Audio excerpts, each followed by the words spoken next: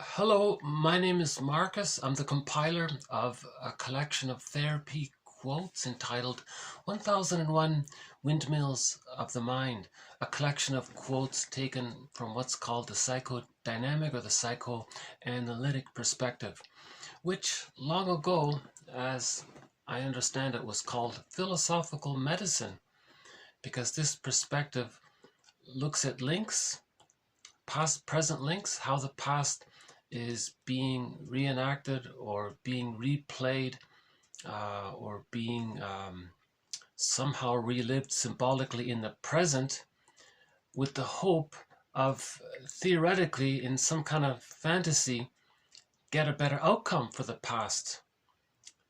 If the child was overwhelmed in the past and he couldn't master the trauma, he feels that there's some kind of emotional unfinished business there.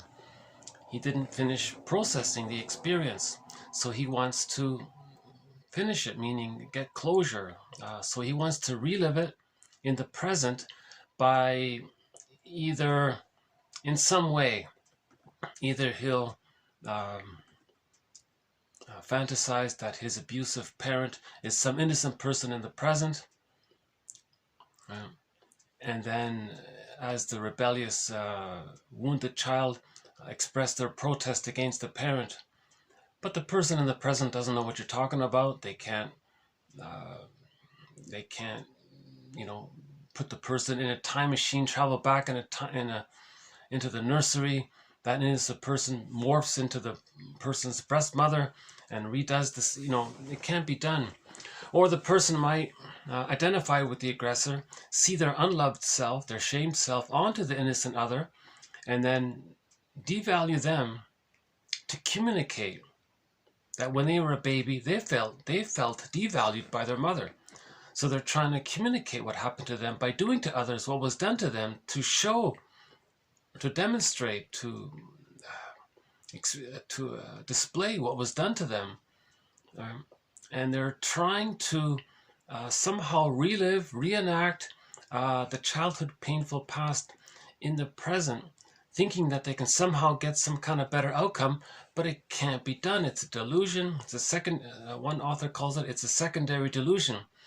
But Laughlin says this repetitive behavior is a mirror for the person to witness, for the person to look into, so that he can see himself and understand and bring consciousness to himself. Okay, so projection is the means, the mirror is the means of bringing repressed material to consciousness. So his repetitive behavior is for him to see, to get an idea of how he was treated when he was a baby. The way he's treating others is for him to see how he was treated. Right?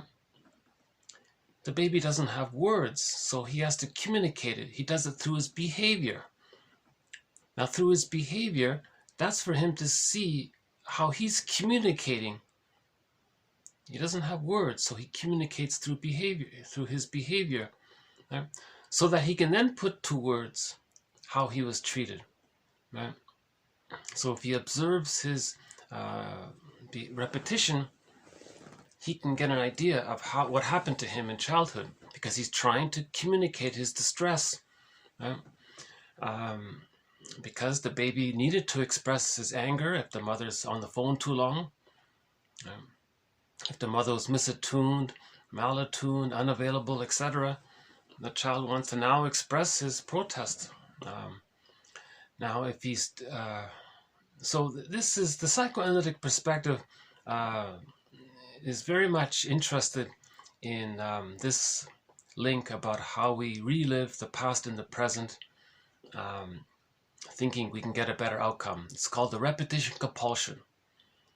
Sisyphus. So the story of Sisyphus is a symbol for the repetition compulsion, doing the same thing over and over again, and it doesn't work. Right? If the baby felt used and devalued by the mother, and they identify with the aggressor, and they spend their whole lives doing to others, to show others and themselves what their mother did to them, to show her up, It doesn't work. He can be 90 years old and it didn't work. Right? He's still in battle with the mother in the mind, one author says. So that's the repetition compulsion symbolized by Sisyphus. Right? So the psychoanalytic perspective seeks to look into this mirror. Then we make the unconscious conscious. That's the goal, right? To make the unconscious conscious. When we make it conscious, that means we find ourselves.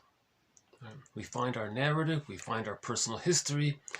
That means we know ourselves, then we find ourselves, and our feelings can come back in the process. Part of this perspective is looking at how the baby copes, or how does any baby cope with trauma? Right?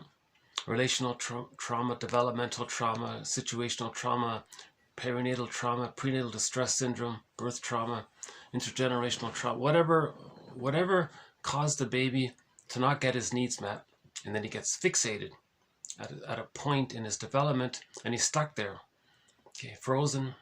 That's a fixation. He could be fixated at the rejection level of not getting his needs for symbiosis with the mother, fusion with the mother, to be seen by the mother, for some kind of safe play with the mother, to be soothed, etc. So he's fixated, and he's going to replay, reenact, recast himself, a concept of himself as a child, a concept of his parents when he was a child, onto people in the present. So one of the key ideas in the psychoanalytic perspective is what's called object relations theory, meaning we internalize our interpersonal relationships. So the baby has an interpersonal relationship that's sort of external in the reality. He internalizes it and creates a map called a schema, a script, a blueprint, a working model, a CCRT, a core conflictual relational theme. He records it and creates a model.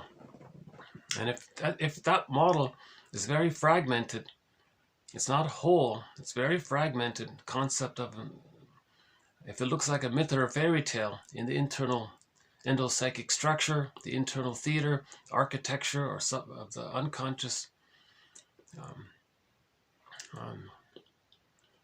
then that's psychic pain, emotional pain, mental pain. Nobody wants to feel that. There's this innate drive for healing.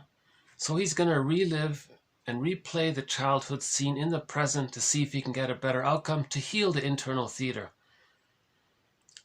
So this perspective looks at the question, how do we heal from an insecure attachment style? Some children are very fortunate. They have what's called a secure attachment style, or simply a secure attachment. That leads to normal, natural, healthy development where I'm okay and you're okay. Now, not perfect, where I'm okay and you're okay. That leads to mutuality. The two people can make I statements. Relationships become better and better. Becomes like fine wine. Because in I'm okay, you're okay, they both have what's called the psychological self, the ontological self. They can share from that place. They can risk being a little vulnerable. The other person can do the same. That builds intimacy, and so the relationship grows. Right? But a secure attachment style is needed for I'm okay, you're okay. An insecure attachment style, that leads to an aberration, a problem. A person can think I'm not okay and you're okay, or I'm okay and you're not okay, or we're both not okay, that kind of thing. That's a problem. So how do we heal this problem? So the psychoanalytic perspective looks at how we can, Charles Burke says, we want to unpick the threads of a traumatic script and use those threads to weave a new, healthier script. Part of the process of identifying what the script is, how it's formulated, is to look at internal object relations theory. So one of the threads throughout this collection of quotes is internal object relations theory, as synthesized by James F. Masterson. He has synthesized object relations theory. He calls it the Masterson approach, meaning he has brought together the work of Melanie Klein. She's sort of the mother of object relations theory, William Fairbairn, and Margaret Mahler, and others as well. He brought it all together, and he calls his approach developmental object relations theory. And this thread looks at how Masterson has brought together developmental theory, so meaning that the psychological birth of the baby, of the child, doesn't automatically take place with the biological birth, that the child has to go through some developmental process called the separation individuation process for the first 3 years. First, the baby needs an extended womb for the first 5 months. That's called the stage of social symbiosis. It's like an egg, it's like an extended womb. Then he can hatch out of that egg, but it's a gradual hatching out process. It takes 2.5 years. Then he needs to be seen. At 18 months, the primary narcissism dissipates. Then he begins towards differentiation. Out of the fusion with the mother, he begins to differentiate.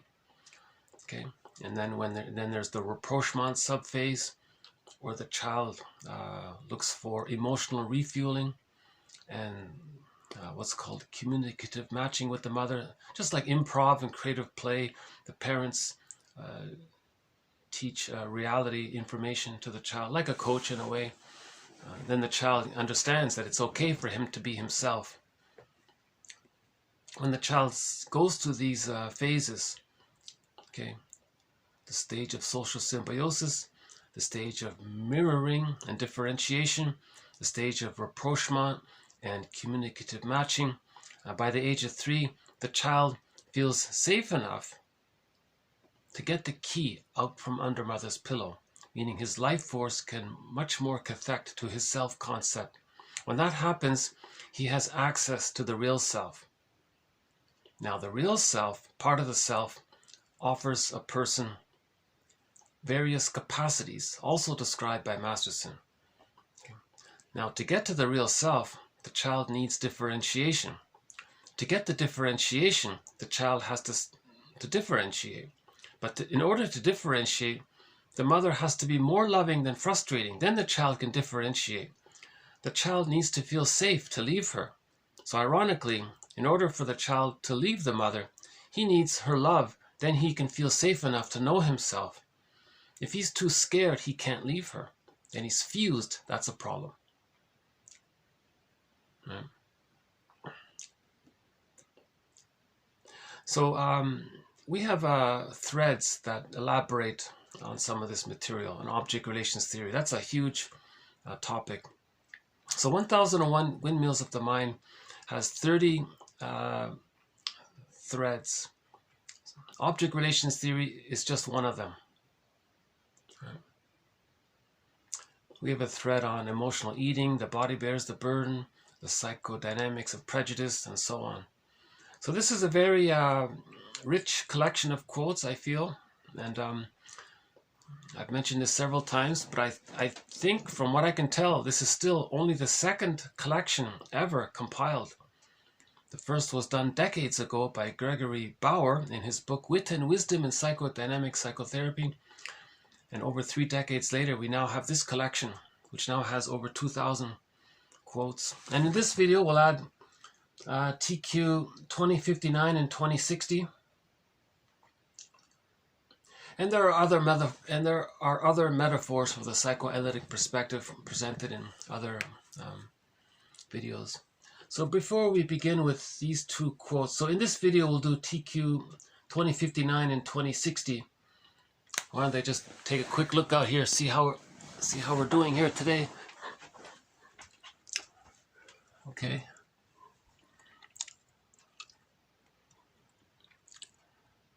So it's about 1 or 2 degrees out there. And this is actually the second day of spring. So it's the snow is starting to melt. Yeah. So hopefully we'll see some more birds soon. Okay. The crow, the blue jay, the seagull, Canada goose, these are some of our companion birds in this series.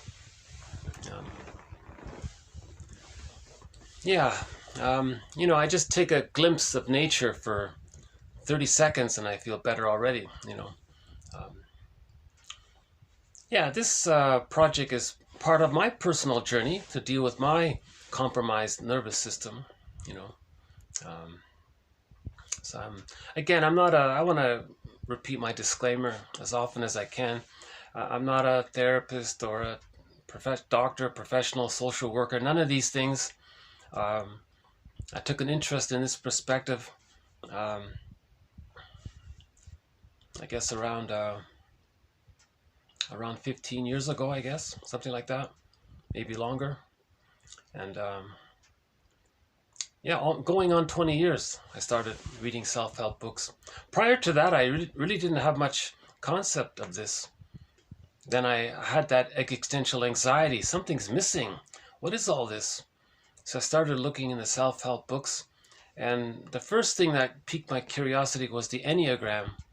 So I felt immersed into this Enneagram and started typing everybody. And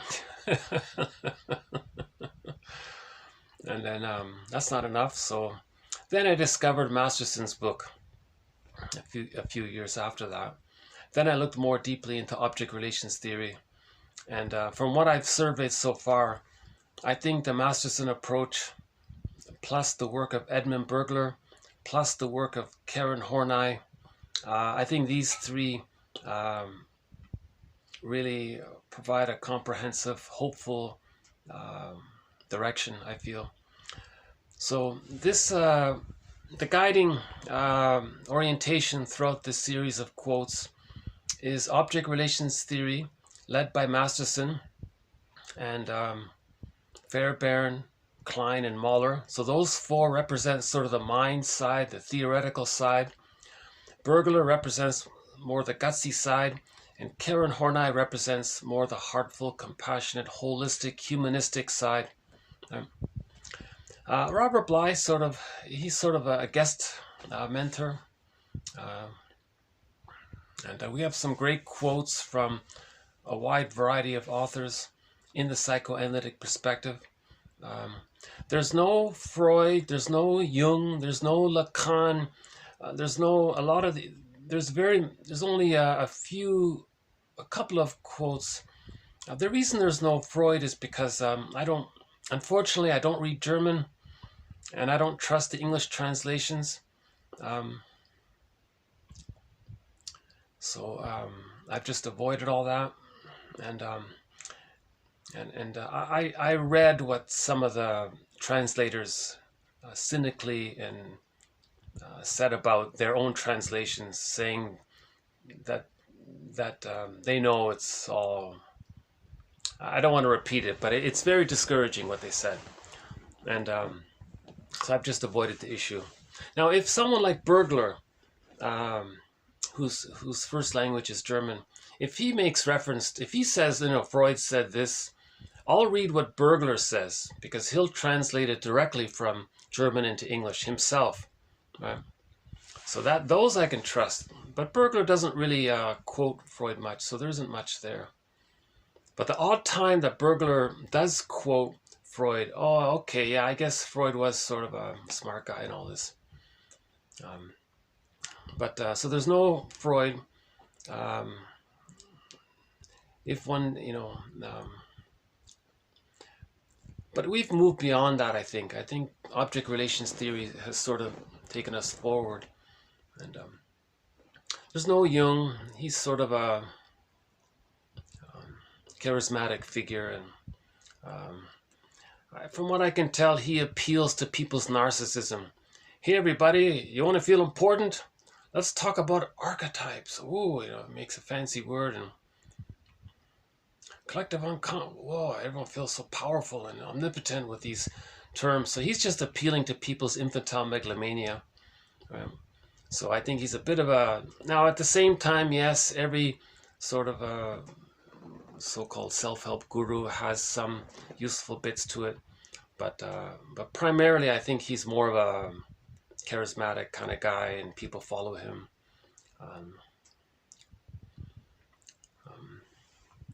Ironically, you learn about him through some of his followers who sort of filtered out, who plucked out some of the useful things and maybe put aside some of the other material.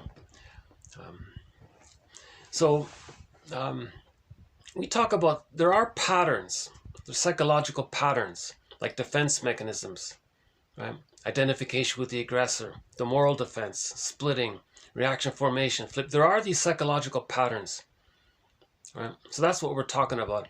And they're symbolized in myths and fairy tales as fairy tale and mythological motifs. So the motifs in myths and fairy tales, they describe the psychological dynamics, right? So I like just keeping it there.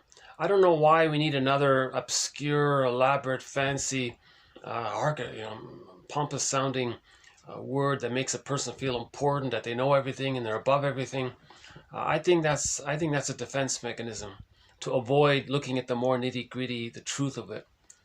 When you use a word like that, that's a glittering generality. What do you mean by that?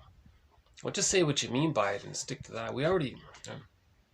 So I think psychological patterns are more specific, and we can name some of them. The defense mechanisms, like the moral defense, identification with the aggressor, identification with the aggressor. So the mother is so painful to the child gives up. He loses himself. He has no identity. He just takes his concept of his mother and makes it his identity. Now he thinks he's her, so to speak, but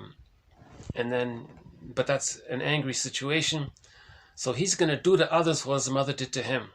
So that's a psychological pattern, right? Doing to others to communicate what your mother did to you, because in that repetition compulsion, that's a trauma. He's trying to show the mother up, so to speak, so he can, if he expresses anger, it's pseudo-anger. His positive intention is that he hopes the memory of his mother in the mind will change her ways, and then he can differentiate from her. So that's a psychodynamic or a psycho pattern. But when a person uses the word archetype, they're not going to tell you about this kind of stuff. They're more into just attracting you and appealing to your grandiosity, and people indulge in their infantile megalomania. So object relations theory says, for example, that infantile megalomania, primary narcissism, the grandiose part self, that naturally dissolves and dissipates. That just goes away. That's existential hearsay by the age of 18 months. When the baby's loved, he thinks he's a little god. It's all about him. It's called infantile megalomania, primary narcissism. But if the child is traumatized, he loses his true self. All he has left is that primary narcissism. Then he takes refuge in it. He clings to it, and he thinks that's his identity. Yeah. Now, I think something like Jung and Lacan and all these characters, public characters, they're just, let's indulge in your infantile megalomania. Let's fantasize some important new, make you feel you know something and others don't know. And so that's why there's no Freud, Jung, and Lacan. Okay, our mentors here are James F. Masterson, Melanie Klein. She's sort of the founder. Melanie Klein talks about splitting, projective identification, the paranoid schizoid position, and then when we heal the splits, it's the depressive position. Fairbairn talks about the endopsychic structure. It's a map, right? A part representation of the mother that's promising, linked to a part self that's enticed, But when the mother's promising, she's rejecting. Okay, so we're talking about an insecure attachment style, right? So there's a part representation of the mother, a cluster of memories that bundle around the times when the mother was rejecting, linked to a part self that felt rejected. That's a relational unit, right? Masterson calls these two relational units the withdrawing object relations unit together, meaning if the child wants to self-activate, if the child has a wish, that's triggered. That woe-roo is triggered. Fairbairn calls it the internal saboteur because it triggers back the original core memory of when the baby had a wish, when the baby had a need, the mother rejected it. She withdrew her motherlinessness. She withdrew her maternal libidinal availability. She made it unavailable. So that's called withdrawing object. That triggers the withdrawing object relations unit. Then we have the rewarding object relations unit. But if the splitting is there, that means the woe-roo has more energy. That's why it's split. So we have a whole topic on this issue of splitting. If the mother's more rejecting than loving, the splitting is there, creating these split relational units. Yeah. And then the person goes through life and experiences life through these relational units. They can identify with a part, project or see, attribute another part related to that unit onto others. They can flip it around. So this internal object relations theory, that's a big topic. So that's one of the threads throughout this series.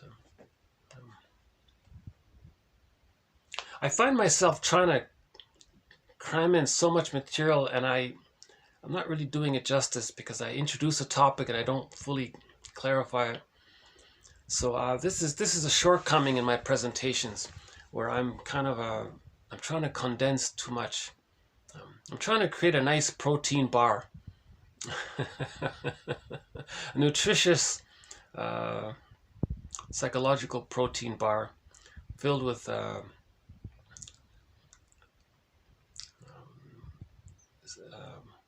approximations to help bring something that's unconscious into consciousness. That's the healing journey, to make it conscious, right? So one metaphor is the psychoanalytic perspective helps a person to be their own Fisher person, because the unconscious, all that we don't know about ourselves, that got repressed. One metaphor for the unconscious is the ocean. And when we bring up a fish from the ocean, that's a symbol of making something up into consciousness. If it's in the ocean, it's unconscious. If we raise it up into consciousness, that's like bringing up a fish. And in some fairy tales, the guy eats the fish, meaning he integrates the knowledge and makes it a part of himself. So we want to be our own metaphorical Fisher person. And these ideas sort of helped a little bit. It's related to the other metaphor by the poet. He says, psychoanalysis, always looking for an egg in a basket that's missing. So these quotes are like building a basket. As we build the basket, then the egg starts to appear. We don't look for the egg. We build the basket. Then the feelings can come up on their own. The fish comes up on their own. But we need the knowledge, right? Because with the knowledge, we're giving ourselves safety. When we feel safe through the knowledge, the feelings come up. Right? So we're giving ourselves safety. Then the feelings come up. That's building the basket, then the egg arrives. The egg arrives. The egg is a symbol for our feeling self, our true self, our potentialities, the mourning process, and so on. Yeah. Anyways, if what I've just described is all blurry and confused, it's in some videos it's clear. In some videos I notice it maybe is not so clear. That's the ambivalence I have about this project. In some videos the material comes across, I feel, fairly clearly. In some videos it's kind of blurred. So maybe I'll just backtrack here and go back to our quotes here. So this first one here, 2059, we'll add a quote to our thread on the narcissistic pattern. So the narcissistic pattern, again, just briefly,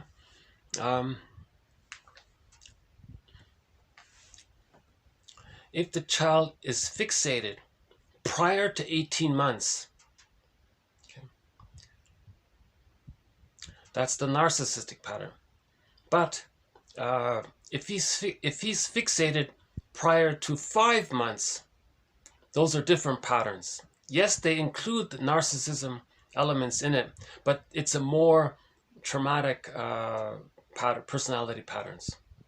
Okay, so let's say that the child does merge with the mother, but it's a negative merging and the child can't hatch. The child is biologically meant to hatch out of the fusion with the mother at 5 months. The range is between 3 and 7 months. Mahler says the average is between 4 and 5 months. But the child can only hatch out of the fusion with the mother to begin to differentiate from the mother and not be her, and toward being himself, toward the psychological birth, only if the mother sees the child in an accepting way.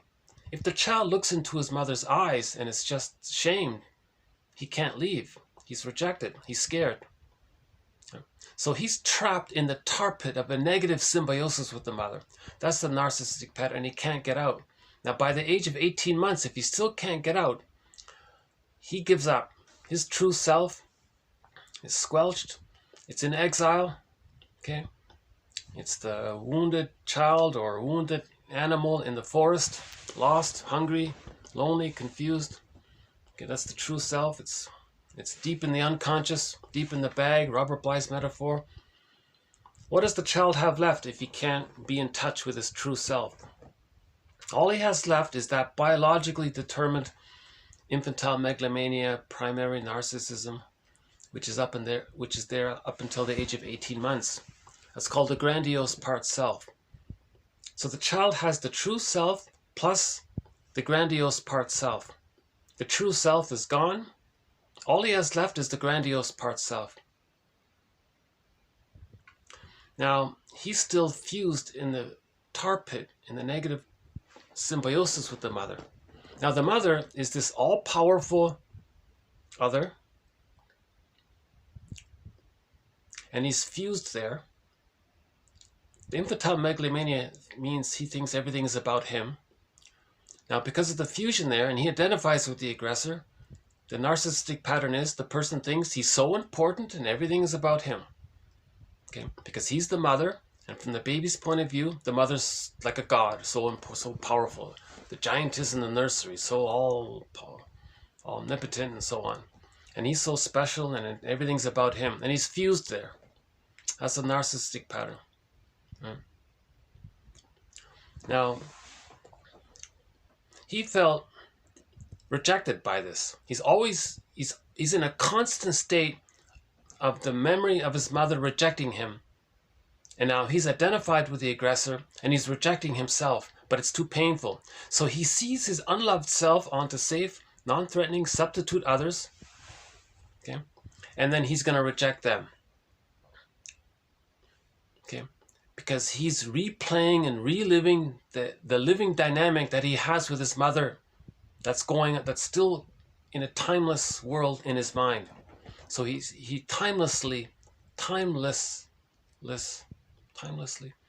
continuously in a timeless, he has no concept of time in the unconscious. So he's going to spend the rest of his life, unless he questions it, of course, unless he looks in the mirror and pauses and begins the second journey of healing, he's going to continuously put down others, shame others, to communicate that when he was a baby, his mother shamed him and is still shaming him in his unconscious. The mother's still shaming him, but he's identified with her. Now he's shaming himself, but that's a false belief. He doesn't really want to shame himself. It's just that he doesn't know who he is. So he identified with the aggressor and makes that a part of his mind. So we say as an abbreviation that he's shaming himself. That's too much pain. So he shames others to not feel that pain, to distract himself. Now that's just a temporary blip of serotonin.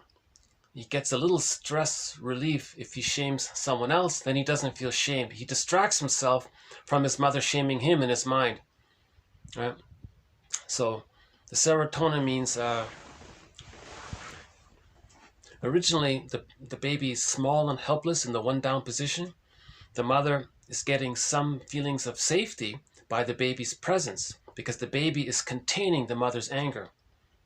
Somehow the baby is holding the mother's anger for the mother, or the baby's presence provides some kind of safety for the mother. So the mother gets a little stress relief, feels a little safer. When a person feels safer, the brain sends the person serotonin. So safety leads to serotonin from the mammalian brain's point of view, according to the psychic structure. So now the baby identifies with the aggressor. How does he get serotonin? He gets it the way his mother got it. But he doesn't want to shame himself because that would be too stressful. So how does he get the serotonin? Now his unloved self, when something's repressed, he sees it onto others. Okay? Repression leads to projection. So he's going to project, meaning he attributes, he sees, he believes, he thinks, he hallucinates, he fantasizes that others are no good. Okay? So he felt no good, he can't accept it, so he says others are no good. So there's your prejudice, right? He says others are no good.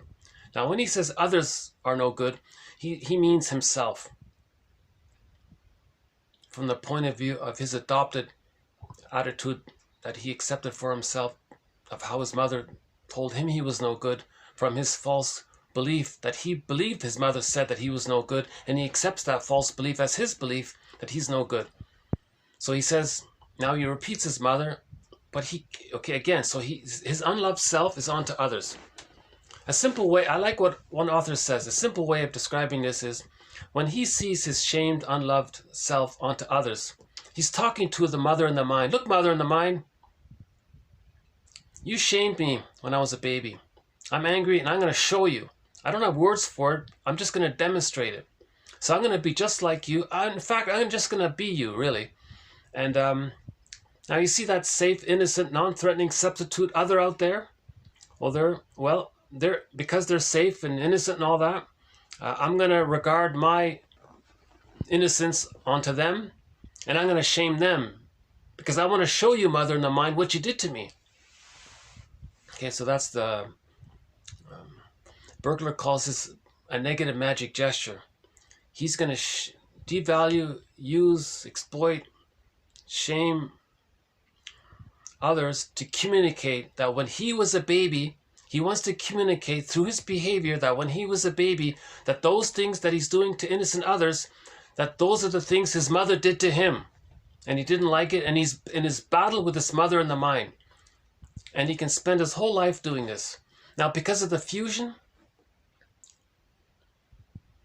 even though he shames the other, it doesn't change the fact that in his mind, his mother's still shaming him. He's still shaming himself. He just distracted himself from feeling how his mother's shaming him. So he's just re-triggering his mother shaming him as he shames others. But he has to shame others for the moment to be distracted from his mother shaming him. But he still feels shamed. So he shames others, he feels shamed. And he's stuck like that. So he's got it, and then he repeats it like a broken record. He's always looking for the distraction away from the mother shaming him. Okay? So this is the narcissistic pattern. Okay? And now this dynamic is a cry or a plea somehow that he wasn't seen by the mother. If the baby's seen by the mother, then he can differentiate. If he's not seen by the mother, he can't differentiate. He can't differentiate, right? Now, if he doesn't differentiate, then it's still all about him. Right? It's the babies think everything is about them. Right? So in the Narcissus story, that's sort of like that, right? Let's dig up that Michelangelo painting here. Yeah, so here's Michelangelo. He has a very good painting of this, right? So there's Narcissus there. and he's staring at his reflection in the water. That's a fusion. Okay, so it means his life force is still within himself, and he's stuck there. He can't differentiate. Okay, in another version here, it's the same thing. See? This is a symbol for the fusion. It means his life force is still within himself. This still relates to the symbiosis. So he's still fused. Right? Now he can see his mother here, but he's the mother. He sees the mother, but he's the mother. So he sees himself. He thinks he sees his mother, but he sees himself, but he unconsciously sees his mother. And he's fused there, and he is the mother, and he sees himself. So there's the fusion there. He hasn't differentiated. You see?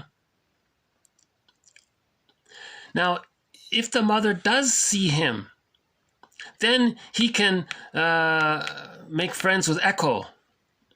Now, another metaphor for Echo is that it's his disassociated true self.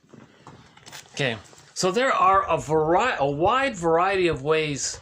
This image here of Narcissus, it's a condensation image. It conveys 5 or 6 psychological patterns blurred in all at one time simultaneously. It's a powerful image because okay, so I think number 1, it conveys the symbiosis. Okay, he's fused with the mother. Number 2, he needs to be seen. He's looking for the mother. He can't find it. He's still looking. Number 2, right? Number 3. That's what, okay, let's do the quote here. This quote will discuss another aspect of this painting here. So let's jump into TQ 2059 here, and we'll get to number 3 in it.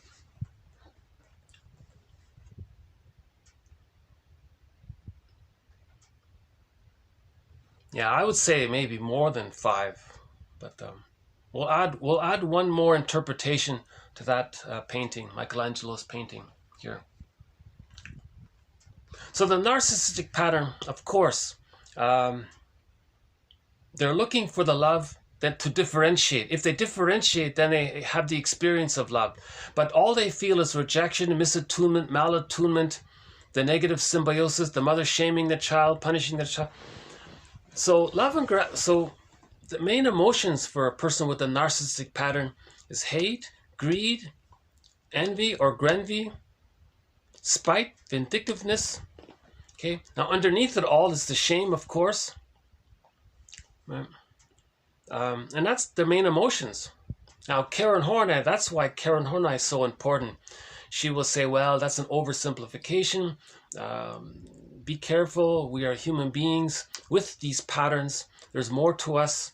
You know, we have a quote coming up in this video that says, we are much more than adult children of narcissistic parents. We are much more than adult children of clinically interesting families. We are much more than adult children of emotionally unavailable parents, and so on. So we're more than these patterns. There's more. You are not your brain, in other words. You are not just your experience, your biography. You're more than your situational experience. There's more to you, all right? There's this innate, each person is nature's greatest miracle. Each person is born with this true self to experience, but it's lost. But we still have it, so we're more than what we remember.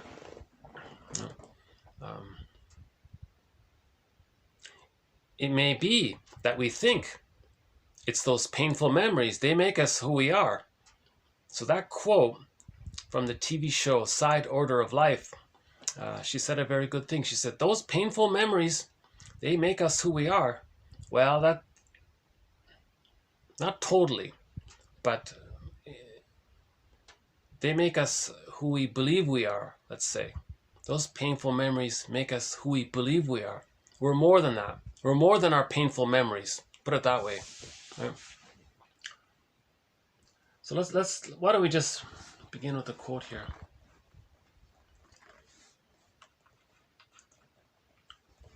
Okay, Okay, this is a pretty good quote. I think you'll like it. Okay, let's see. Can you see it okay here? Okay, a neurosis is based on the assumption that the attention or interest of the client has become fixed on some event in the past or on some previous level of development, instead of changing freely in relation to the present and the future. Okay?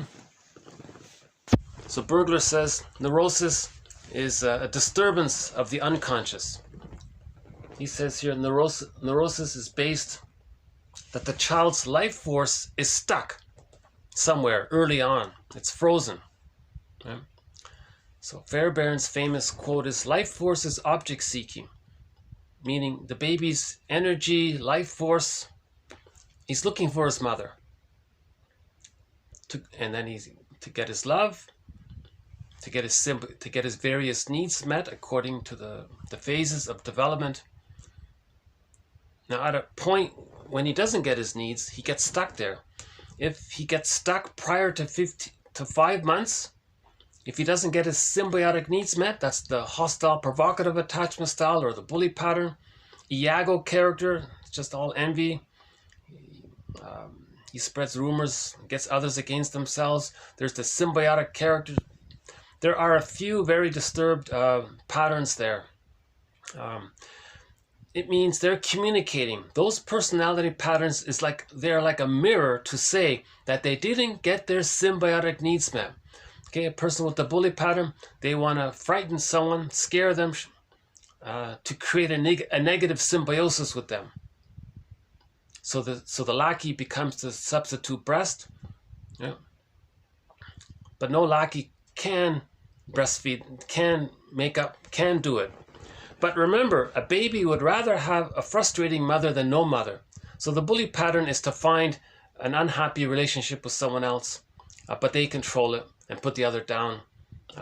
But they need the other, right, to milk from. But they hate the other. And to keep the other there, they have to frighten them.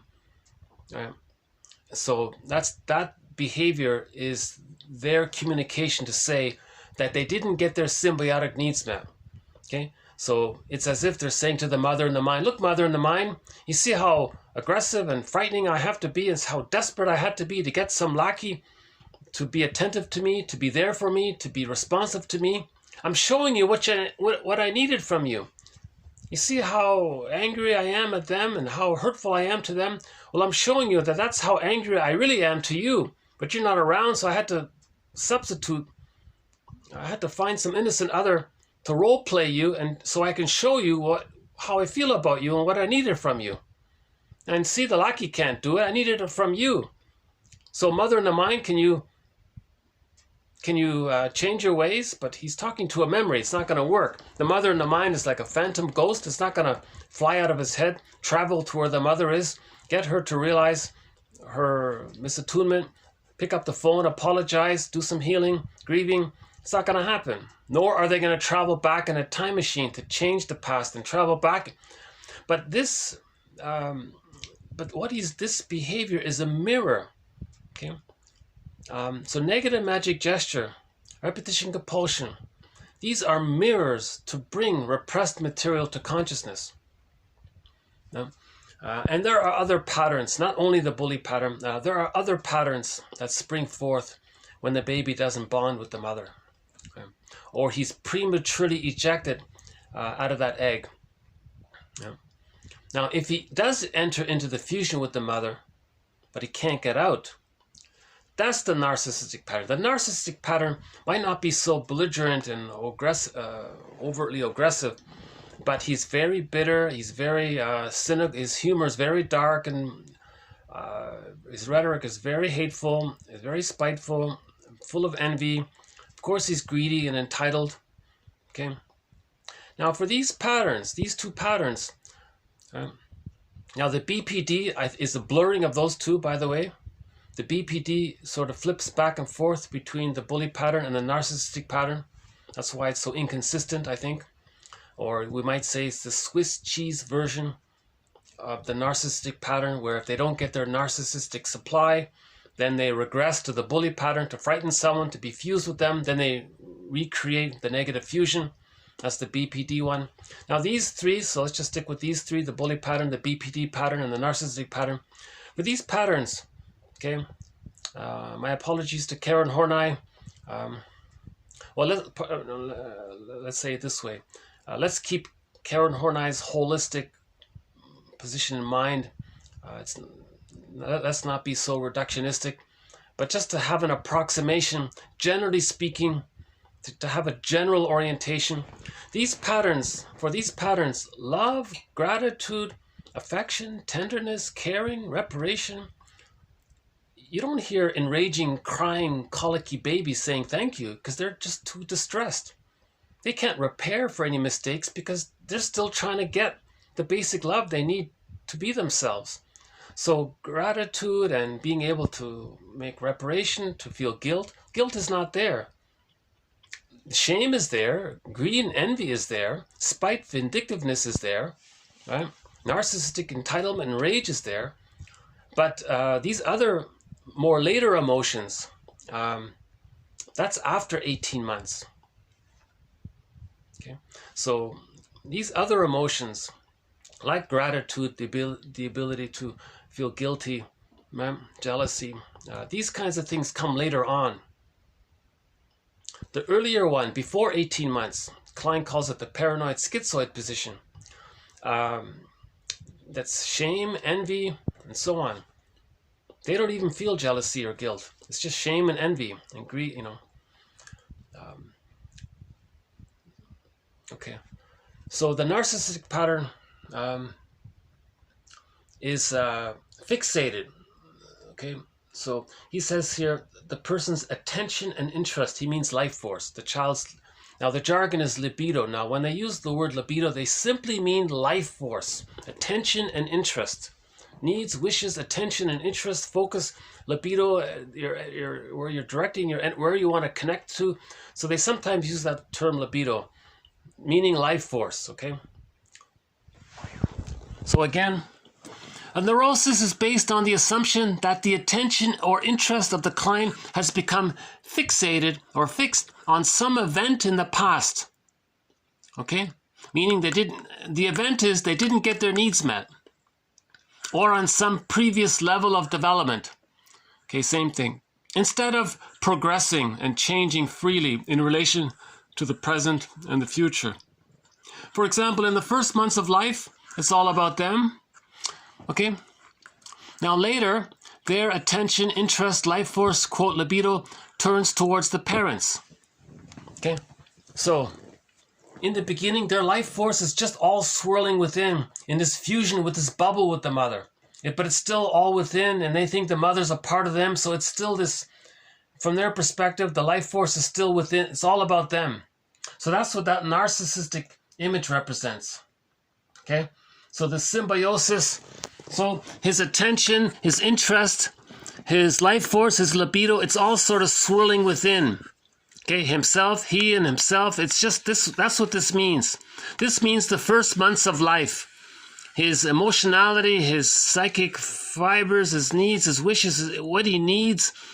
You see, later on, he can bond to echo.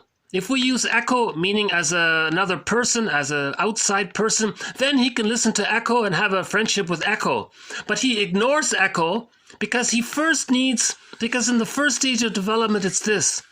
So this is the psychology of the baby, put it that way. Okay. The psychology of the baby during the first 18 months. So that's the narcissistic pattern, right?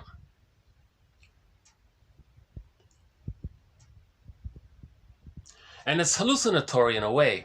That's why they named it after this flower. This flower apparently gives people that kind of hallucinatory, dreamy kind of thing. It sort of mimics, or it's sort of a symbol for this phenomena. If they think it's all about them and they're in this solipsistic world, that they're a little god and they're so important and they're living with all these fantasies, and others are just things and objects and tools. Others are just symbolic breasts. Lucy Holmes is very direct. Lucy Holmes. She says, in the narcissistic pattern, they regard everyone, the world, everything out there as a symbolic breast or a refusing breast. Either a breast they can take in, the greed, or a refusing breast, so they bite and they're angry outward. That's how they live. And all of their energy is devoted to this greed and anger. Right? Greed and spite and envy if they don't get what they need, and they're just stuck there. Right? So that's why there's no gratitude. Have you ever heard a person with a narcissistic pattern say thank you or feel gratitude? Not a chance. Now they might mimic it if they think it can pull in. There's some supply. If they have a hook. Right?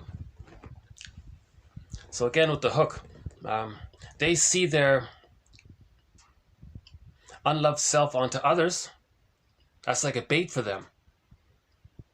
Life force is object seeking. Now they feel attracted to the victim. Okay. Now they feel hooked by their own projection. Yeah.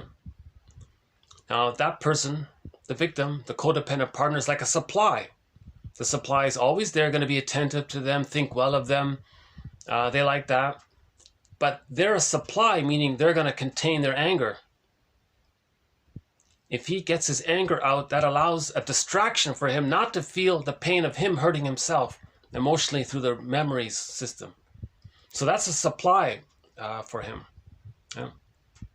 The other person is containing his anger, which allows him to distract himself from his self-shaming onto himself. The other person thinks well of them, so that's fine. Now, they don't want to lose that supply. So if they think they might be losing it, they might put on a show. Oh, I'm sorry. Then the person, really? You finally get it? You really mean it? And they're all very happy. They're like puppy dogs. Lerner has a metaphor. She says codependents are always they're like little puppies trying to find warmth from a fire hydrant. So the fire hydrant is the cold narcissistic pattern, and the puppy is the codependent pattern, still looking for love. So they're little foolish, they're like little innocent puppies, and they don't get it. Another author, Webbig, says stinger and clinger. The narcissistic pattern, they're the stingers, right? They're always putting out their hate and spite. And the clingers, they're still hopeful in their way. They use sweet lemons, everything's okay. And they're still looking for, they're desperate to bond to a good parent. And the negative parent, they're in a secondary delusion saying, no, this negative parent is not negative, they're positive. That's called sweet lemons. So the codependent pattern often feels attracted to a person with a narcissistic pattern because the codependent pattern had a narcissistic parent and they're trying to complete the process. Right? Finally, a person with the codependent pattern leaves eventually after it gets so painful they can't take it anymore, so they always leave. At that point, when they're leaving, the narcissistic pattern might say, all right, I'll give you a fake apology so you'll stay. And that might work for a while. Finally, they realize the codependent pattern, the person with the codependent pattern realizes, no, I see what you're doing. You're giving me these fake apologies to trick me in my naive hope that you've changed somehow. Masterson says that okay, you wanted me to see a therapist to heal my narcissistic pattern. Fine, I'll go. Really, I'll go? So they think there's hope. So they only go to keep the supply. There's a quote from Masterson. He says, much of the time, in many cases, that's the only time they go. I'm only going because I got to keep my supply. They don't want to heal. They just want to keep that pattern going. So they're very resistant to healing. A person with a narcissistic pattern is very resistant to healing. They have to face that core shame. That's very hard to do. So let's go back to the third meaning. So I want to get to another meaning for this painting here. Okay, so it's all about them. In ordinary development, the attention or life force is later turned to a spouse, Okay, right? In ordinary development. So he differentiates and then he loves another person in their own right, not as a substitute breast or parent. Now here's, okay, I'm gonna include this part here. One theory around dementia, is it precox or something? Alzheimer's. Right? One theory around Alzheimer's is that the life force was never transferred to an object, not even to the parents, but remained fixed on the self. Or by some kind of regression, after having in appearance or reality been transferred to an object, it returns to the self. Okay? The name narcissism has been given by psychoanalysts to this phenomena. Okay, again, the name narcissism has been given by, philosophers and psychologists to this phenomena. Okay? From the classical story about Narcissus, who was in love with himself and was content to admire his own beauty in the pool of water and to take no notice of the other girl there who was wooing him. The object of my affection is my reflection. The object of my affection is my reflection. One of the symptoms of Alzheimer's is the delusion of magnificence, which can be compared to the exaggerated admiration which a young man in love feels for his girlfriend. Right? Love is blind. Right? Love is blind to the false. Okay, a person falls in love, love is blind. Even when the loved one is oneself. So here's the best part of this quote here. We all know this, right? You're madly in love. It's called transference-love. Your immense hope that your parent is finally going to meet your needs.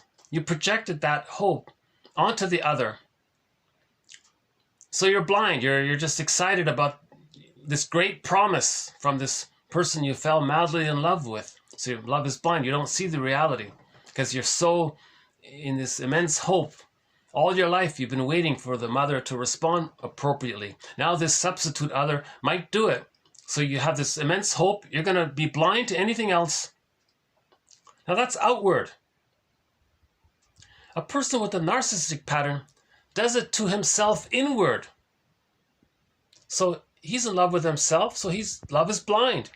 So he's not going to see any faults in himself. That's because the primary narcissism is still there, where he thinks it's all about him. A person with a narcissistic pattern cannot accept any hint of feedback. They don't like any kind of feedback that their act is fake, that it's all a sham, to not be aware of the shame. They'll get enraged. That'll trigger if they feel the shame, that's the rage. So they'll be very vindictive, because that's their identity. So that's why they can't admit any fault or any mistake. They can't say sorry. They can't have gratitude because that means they needed something. They can't have gratitude because if they get something, that's their godlike entitlement. For them to say thank you, that means that they needed something. But if they're a little god, they don't need anything. So that you're questioning their identity. So they can't say thank you. They can't apologize because if they're a little god, they never make mistakes. They're still in the state where they need to receive. The baby at the breast needs to receive mother. So they're still in that state where they need to receive. And they're in battle because they're frustrated because they're not getting what they need. So forget about love and gratitude and reparation and apologies and trying to get love from a fire hydrant or trying to get love from a stinger. That's a delusion. You're not going to get that, right? Lerner makes this. There's a self-help author. What's her name again? Lerner. Something Lerner. Oh, Raquel Lerner, a very good self-help author. She has a very good book called The Object of My Affection is My Reflection. That's a very good book about the narcissistic pattern. One of the better self-help books about the narcissistic pattern. Okay, there's a flood of material out there about the narcissistic pattern. One of the better ones is this one, The Object of My Affection is My Reflection by Lerner. Very good speaker. She used to be a school teacher. Now she's applying her experience as a teacher, teaching self-help concepts. And she's a very clear communicator, and she presents self-help ideas in a very clear, simple, fun way. Very good speaker. There are two video presentations of her, one on YouTube and one on Vimeo. They're both very good. Okay, so that's something we don't hear about, right? Love is blind. But the narcissistic pattern, he only loves himself. So love is blind. He's not going to see any faults about himself. If you bring a fault to his attention, if you question his behavior, ask him to look in the mirror. Oh, he'll brush it off. He'll be enraged. He'll have some exaggerated, bombastic reaction. Because he can't feel the shame. The mask of shame is narcissism, right? And if a person has aggressive, hysterical reactions, they're coming out of that shame usually, right? And there's a book called Narcissism, Shame, the Underside of Narcissism, but I haven't read that one yet. Okay. So back to this Alzheimer's one. Okay. So that's why there's difficulty in treating narcissism. Right? Love is blind. He loves himself, so he's blind to anything about himself. He thinks he's a little god, so you can't question anything. Okay? That's why they get enraged. They don't want therapy. They don't want to read a self-help book or anything like that. The client is concentrated upon himself and is indifferent to suggestions or interpretations or to persuasions or to anything that contradicts his grandiosity, his entitlement, and so on, his false self. Okay. In other words, any feedback for him is in reference to his lost true self. That means he's questioning his identity. His identity is only the false self. He thinks that's his true self. He doesn't realize that all of that shame, that's in connection to the true self. But it's so pained there. So in other words, there's a link between narcissism and shame, put it that way. Okay, the class of neuroses which is curable by psychoanalysis is that which typically the life force has remained fixed on the parent instead of passing to the object. Okay, so in other words, the child has all of his life force swimming within himself in the fusion with the breast, and he has a memory of the breast within him. He is the breast, he is himself, and he's fused. It's this solipsism within. He's operating at his internal fusion, and things are fragmented as well. He's operating from within. In normal development, the child bonds to a parent, but he might be stuck there, and he's afraid to detach from the parent and bond to the spouse. Now, he might project the parent onto the spouse. He's still married to mom, even though he's legally married to another person. But emotionally, if it's transference-love, he's still married to mom. So there's a book called When He's Married to Mom. So they call this the mother complex, or the Jocasta complex, the Elias complex, a parent complex. They're stuck with the parent, in other words. So therapy is often about, they're stuck with the parent. They can't leave the parent because the parent was so rejecting. They're stuck with the parent, right? And they're trying to move toward leaving the parent to separate and have a I'm okay, you're okay, mutual relationship with another person outside the parent.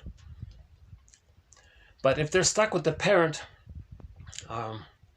they're much more closer to the regression of the solipsism of themselves. So nowadays, the Masterson approach addresses this question. If a person does have the narcissistic pattern, they can go through what's called mirroring interpretation of narcissistic vulnerability. That helps the person to differentiate. It's described in Masterson's books. But the point was, traditionally, the idea is to leave the parent and then love a third person. But the narcissistic pattern, they're just in themselves. Or they've identified with the aggressor. The aggressor is them, and they are themselves, and it's the fusion there. So the narcissistic pattern is, one version could be they're just in themselves. Maybe that's the schizoid pattern, I guess. Or they've identified with the aggressor, so that's still the blurred. They're still staring at the reflection in the pool of water. The object of my affection is my reflection. They're still in that way. The reflection might be just them. The reflection might be the rejecting mother, and they're looking for the good mother in the rejecting mother. So there's still that fusion there. Now, this business called self-psychology tries to look at this. They say, well, they never got seen. Well, why don't we just see them? Object relations theory says, no, you can't do that. It's past that critical time. You can't do that. But they try to do it. The object relations theory says, no. You build a nest, provide interpretations, and then they can gradually, the therapist is sort of a bridge. The client might attach to the therapist. That's like a bridge. And then he'll leave the therapist and then attach to another person. Robert Bly makes it very simple. He says, first you bond to the mother, then you might bond to the father. That's the bridge there. Then you leave the father and you might bond to a mentor. And then you might bond to outside, someone from another outside, right?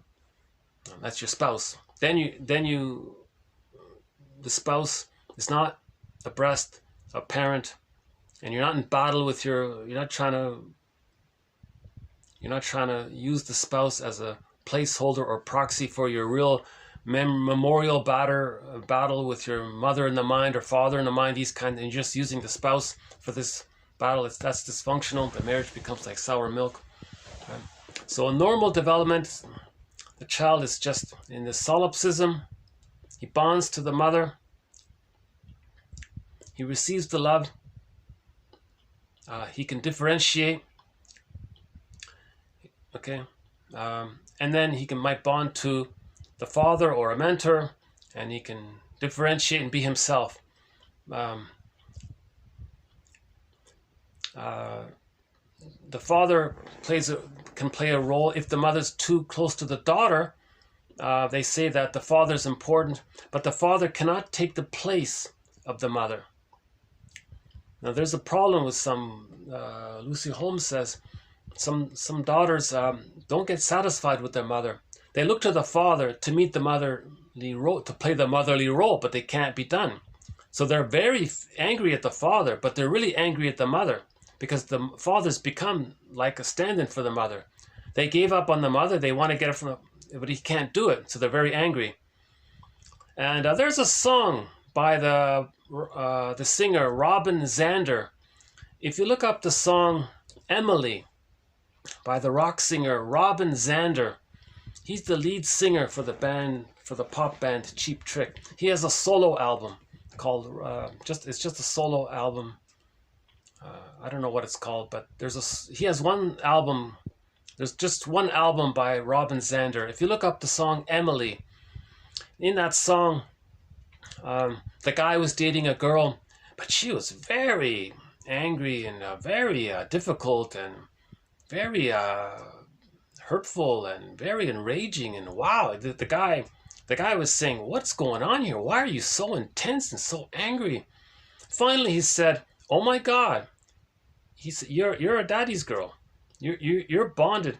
But that kind of rage described in that song, Emily, that kind of thing takes place because Emily is really angry at the mother. He transferred it onto the father, and the father he's limited, of course. He can't be, right? So it's really the mother, but it got put onto the father. Right? Now the father cannot compensate for what the mother did. Right? So that's why that girl is very stuck. So she got hurt by the mother. She couldn't get a better outcome with the father. Right? The father could have been a bridge if he was good enough as a father, but some girls might be able to differentiate and love someone else and not have that battle there. But the theory is, if that issue with the mother is still unresolved, the father can't fix that. The father can't make up for what the mother's supposed to do. Only the mother can do that. Right? So if the father takes the blame for what the mother failed to do, she can end up with a father complex, as described in that song, Emily. It's not a well-known song, but it's not a bad pop song, actually. But he's very direct about it.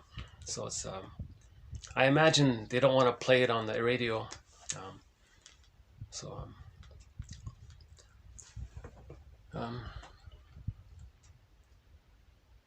So the narcissistic pattern, it's a negative union with the parent, and it's identification with the aggressor, or it's no connection with the parent, something like that. It's the more earlier time. Therapy often relates to it's not that bad, and they just need a little help to differentiate and separate. Okay, let's see if we can let's see if we can clarify that a little bit in a future video. Okay, okay, the class of psychoneuroses which is curable by therapy is that in which typically the life force has remained fixed on the parent instead of passing on to another object who's not a substitute parent. In other words, they have a mother complex or a father complex. That's not too bad. If it's too bad, that's a different story. The cure for them consists in setting free the life force from this parental image or the imago of the parent and enabling it to be transferred to some other third person. The most obviously available person to become the object of this transferred life force is the therapist himself, and we are told that it usually happens that when the process of analysis brings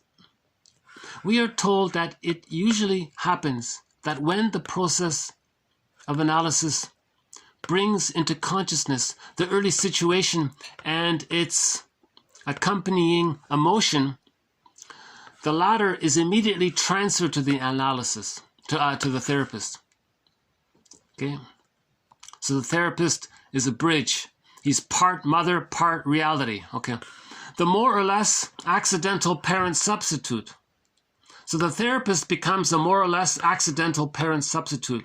And the analyst must make hay while the sun shines, for we are assured these favorable conditions, okay, meaning the initial positive transference-love or the honeymoon phase, will not last. Okay, so in therapy, there's a positive hope there. So there you make hay while the sun shines. Okay, and in some cases, from the beginning, the feelings that are transferred to the analyst are negative. So there's no honeymoon phase from the very beginning. It's hatred instead of love from the very beginning. And the opposition and the negative feeling will stand in the way of therapy and make the client very difficult, disagreeable, etc. The neurosis is a symbolic expression of a compromise formation. A compromise formation due to the failure of the client to adequately to deal with some situation in the past or to grow through some more juvenile level of experience. Every treatment is an attempt to set free the emotion which has, through this failure, become fixed on some unreality. It's the past, right? the present is not the past, so it's not real, right? And in transference, this life force becomes fixed on the therapist, that is, upon a portion of present reality, and so he becomes a bridge by which the self can return from the past to the present, from the unreal to the real.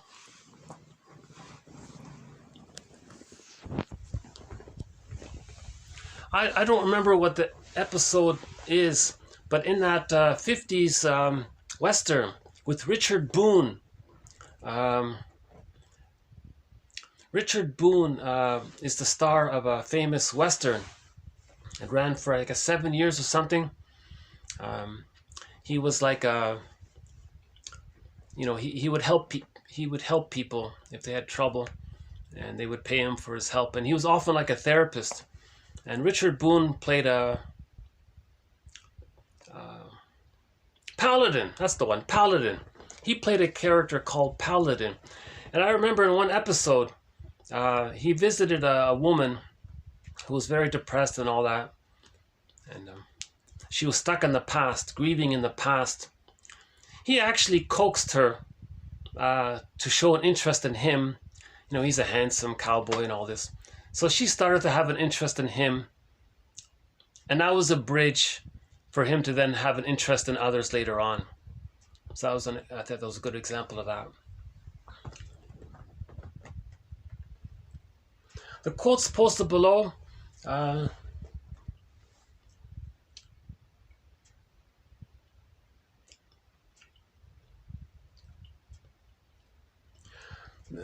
The key point, the takeaway message is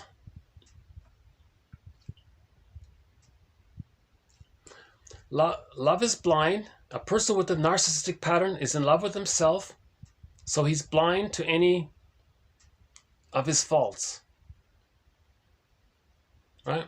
Just think of it. That's a pretty good insight, I think, from Baker here.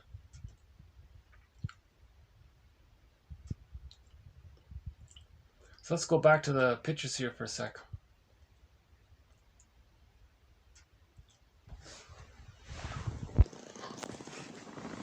How's the lighting here? Let me see if I can fix the lighting here. Hold on a sec. Let's see if I can get better lighting here.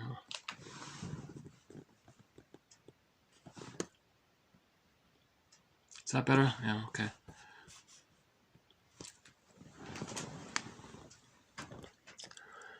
Okay, so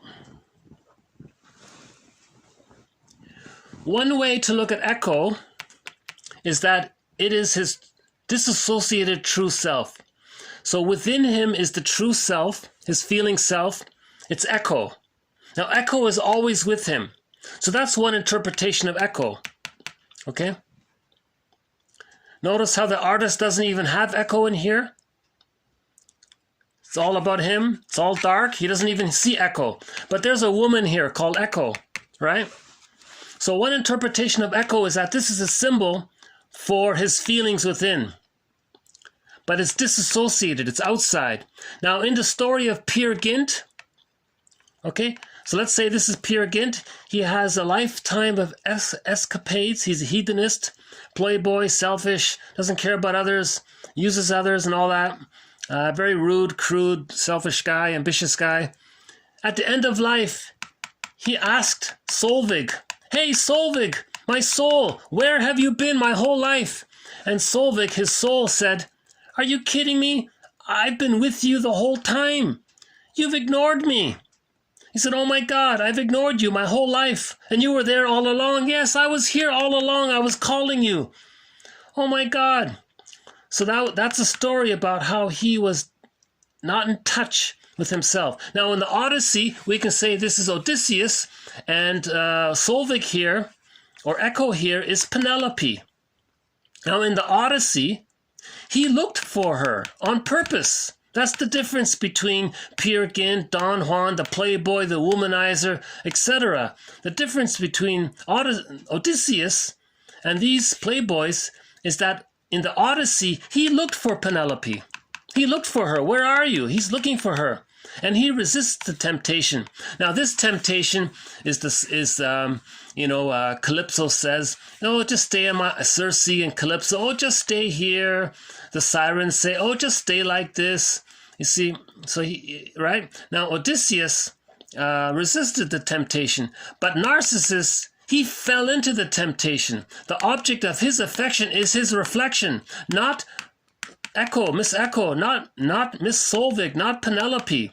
It's only himself, means he's still fused here. He's stuck here in the fusion.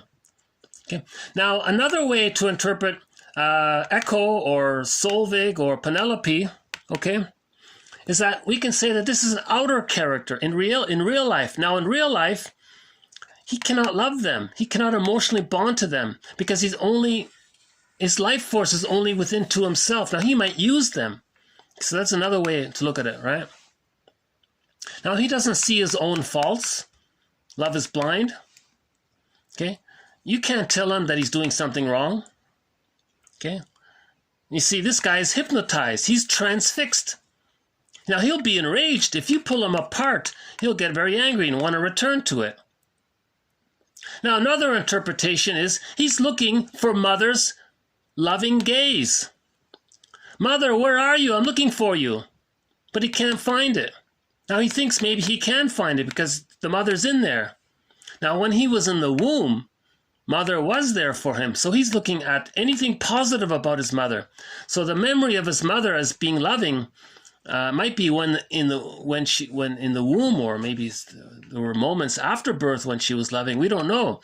But he's looking for good enough mother's maternal loving gaze.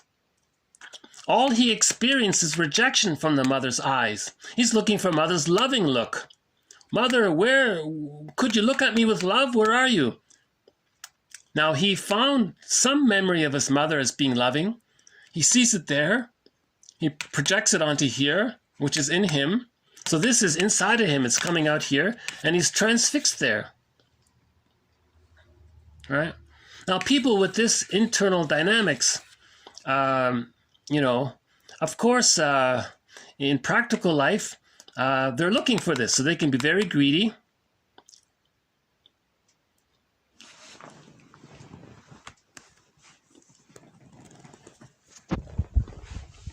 And there are a couple of other interpretations of this myth in previous videos. I mean, I'll just leave it at there. Remember what the baby needs. The baby's concept of what he needs. The breast is seen by the baby as an inexhaustible flow of goodness. That's a one-time deal. If he doesn't get it, he can't still get it. But if he's still trying to get it after the age of 5, it doesn't stick. It doesn't. Well, the neural network is set. The plaster is made, so to speak. But if he's still trying to get it, he can be greedy. So he gets something good, it doesn't work. Now, if something is symbolic of goodness and he can't get it, he's envious of it. He doesn't want to see it because it triggers the memory of him not being able to get what he needed. So he hates the goodness.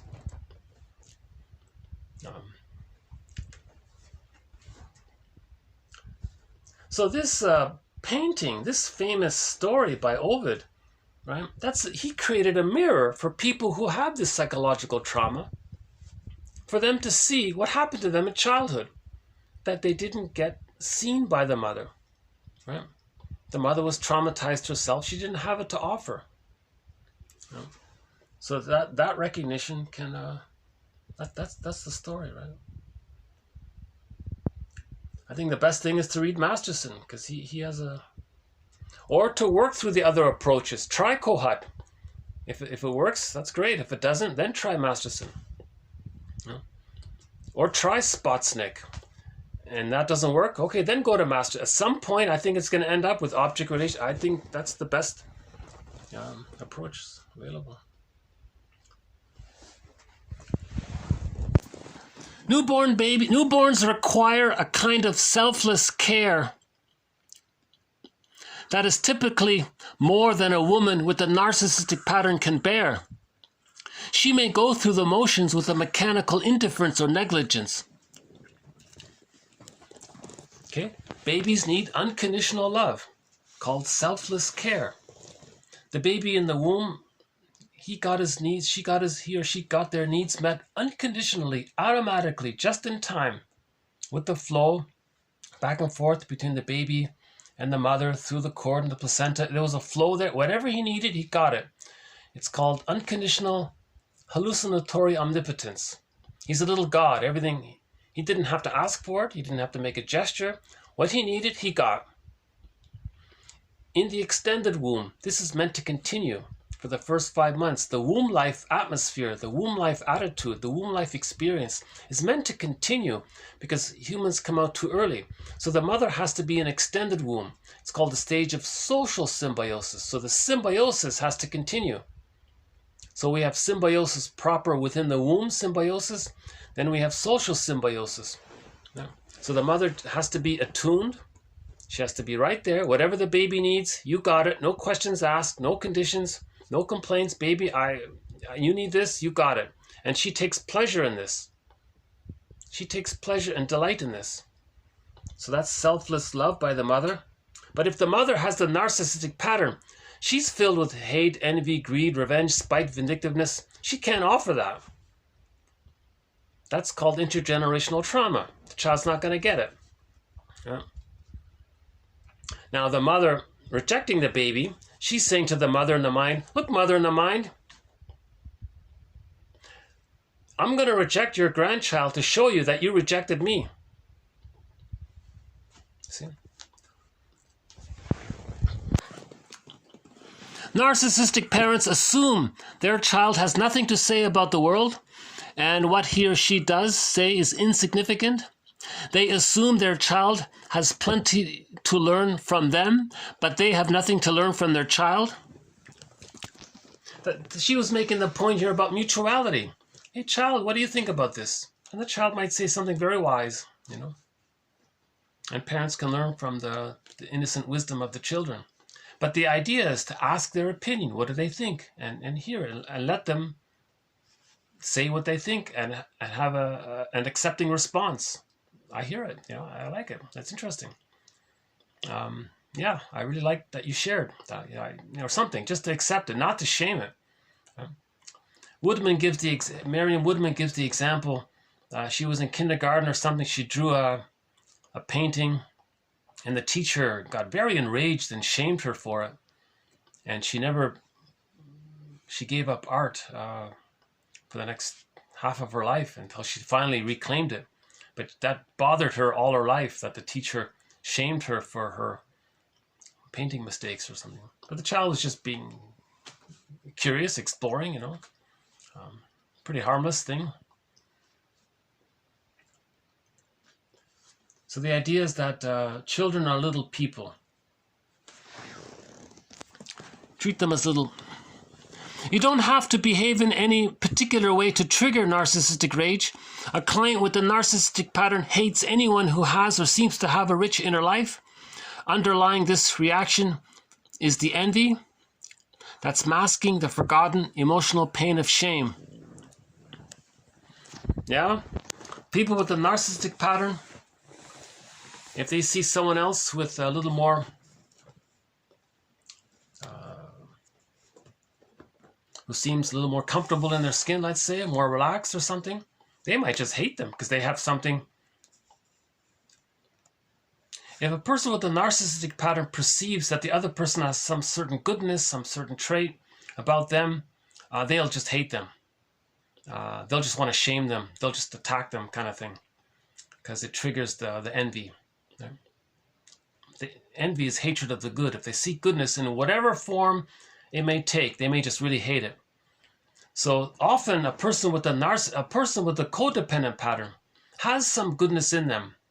The goodness in them is that they still hold on to I'm not okay, you're okay. That's still some goodness. There's still some hope there.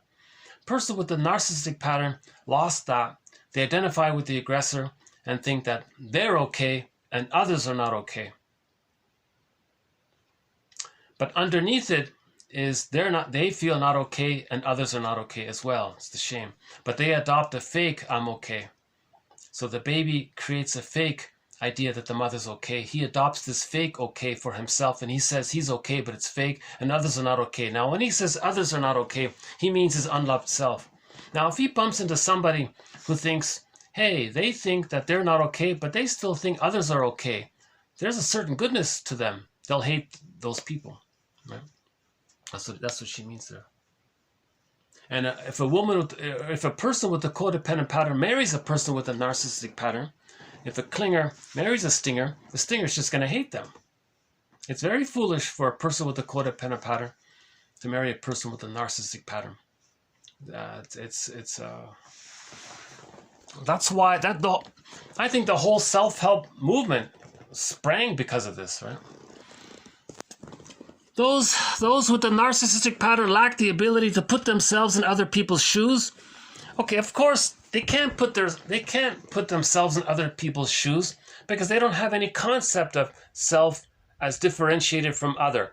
They're living in the solipsism of everything is just them, it's about them, it's like the baby in the womb. There is no other. Anything that's supposed to be other is just something that's there to serve him.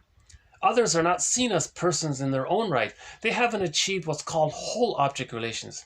They have what Klein calls part object relations. So they have no empathy. Okay, when the rare apology is uttered, many partners and spouses become duped into thinking that, at last, he really understands how I've been treated. But the one with the narcissistic pattern acts empathetic only to draw in his source of narcissistic supply.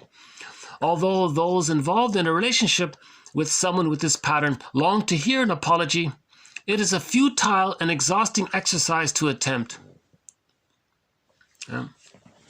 So I mentioned this earlier on about this one. And Lerner gave the example how she felt like a puppy trying to get love from a fire hydrant. It's futile, it's useless. Right? Okay, intergenerational trauma. From generation to generation, we're all born with responsibility for determining what patterns was transmitted to us. Okay, so that's the moral revelation. That's the moral revolution. We are responsible for determining what pattern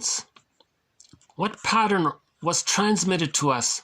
Now, typically, whatever attachment model was developed will tend to remain unless we do our work. Narcissism, by the way, taking refuge in narcissistic rationalizations, is a lazy form of grief.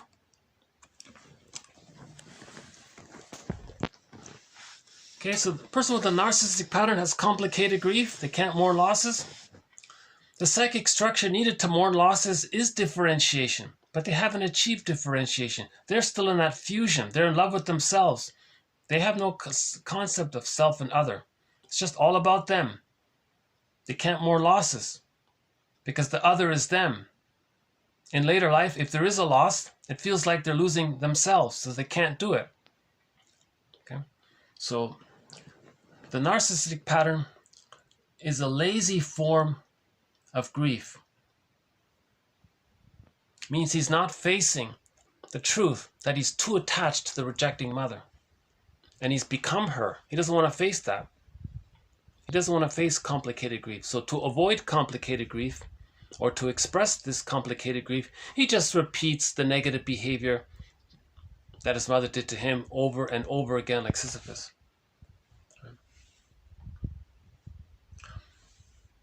Okay, last one here.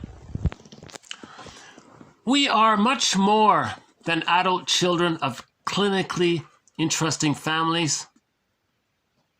We are much more than adult children of emotionally unavailable narcissistic parents. Okay, and fill in the blank. Okay, you can make an affirmation. You can say, I am much more than an adult child of narcissistic parents. Isn't there an organization, Adult Children of Narcissism, Narcissistic Parents, ACON or something? I don't know what it is. So her affirmation is, you are much more than an adult child of dysfunctional parents. It's not a bad little quote there. Huh?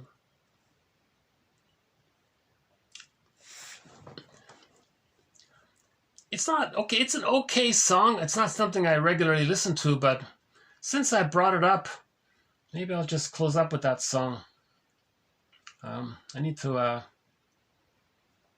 dig it up here. Hold on a sec. So why don't we dig up that song by Emily? I just discovered it. Hold on a sec. I got a slow collection here. So this song, the lyrics are a little strong, a little unpleasant, but it try to conveys the real anger that a person feels if they can't separate from their mother. What is it called again?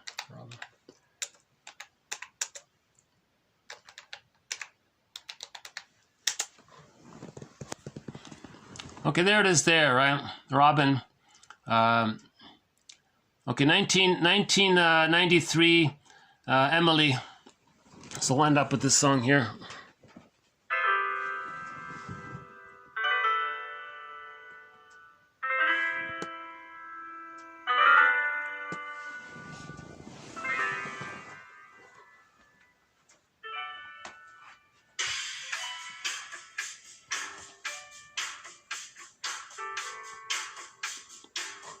This is about the anger of being too connected to a frightening and rejecting mother. She's got trouble.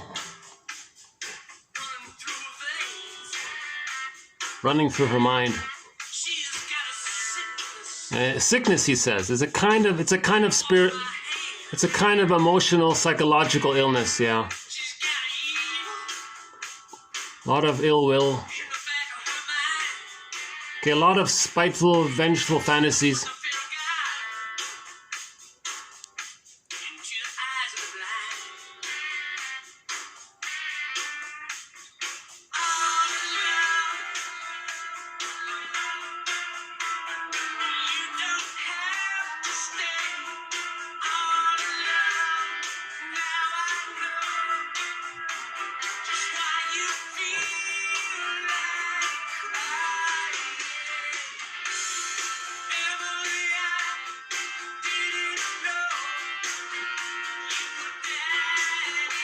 Yeah, he says, I didn't know you were daddy's girl.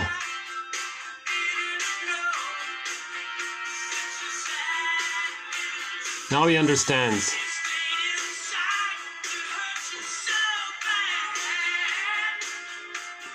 So the mother hurt her so bad.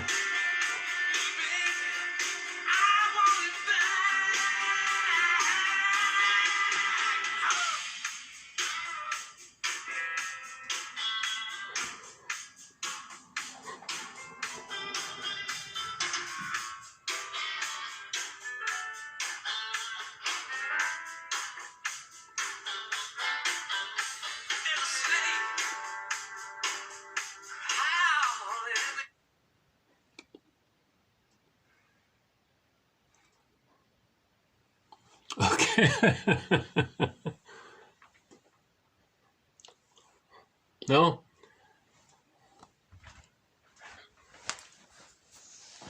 My computer freeze on me or something?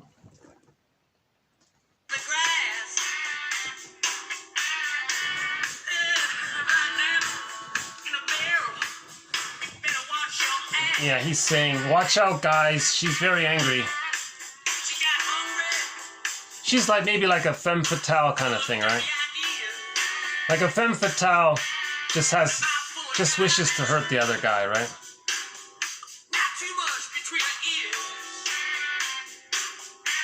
She's not self-aware of her trauma, and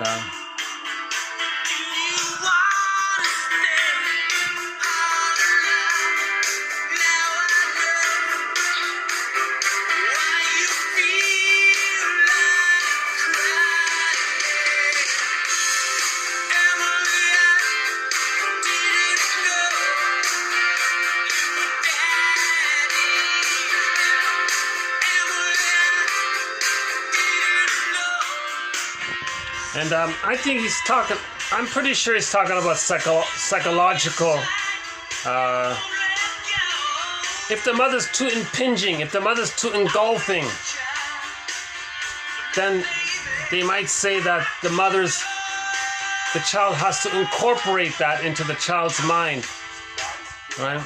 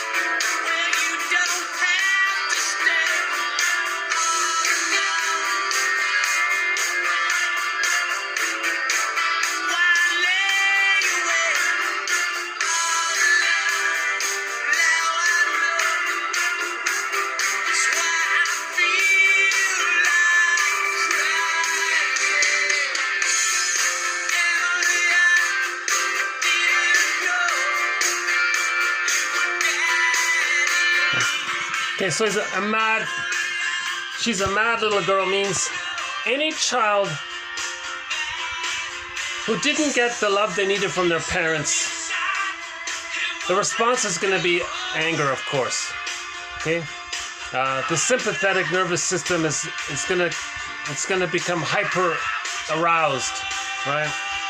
So that's the stress response, right? So the brain has the stress response. Even if it's overwhelmed and it becomes even if it shuts down, either way, there's the memory of the child needing the love, not getting it, and they're angry. However they channel that,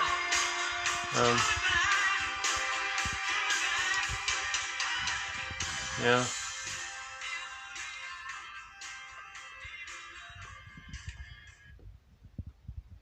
There might be another is that the version of it?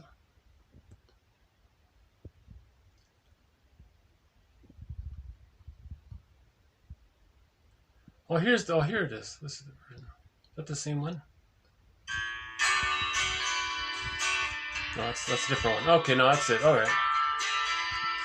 That might be the long version of it or something. I just discovered this song. Yeah, not a great song or anything, but it does talk about this issue of in relationships, if a guy is negative, or if the girl is negative, if it's very over the top, you're dealing with what's called a mother complex or a father complex.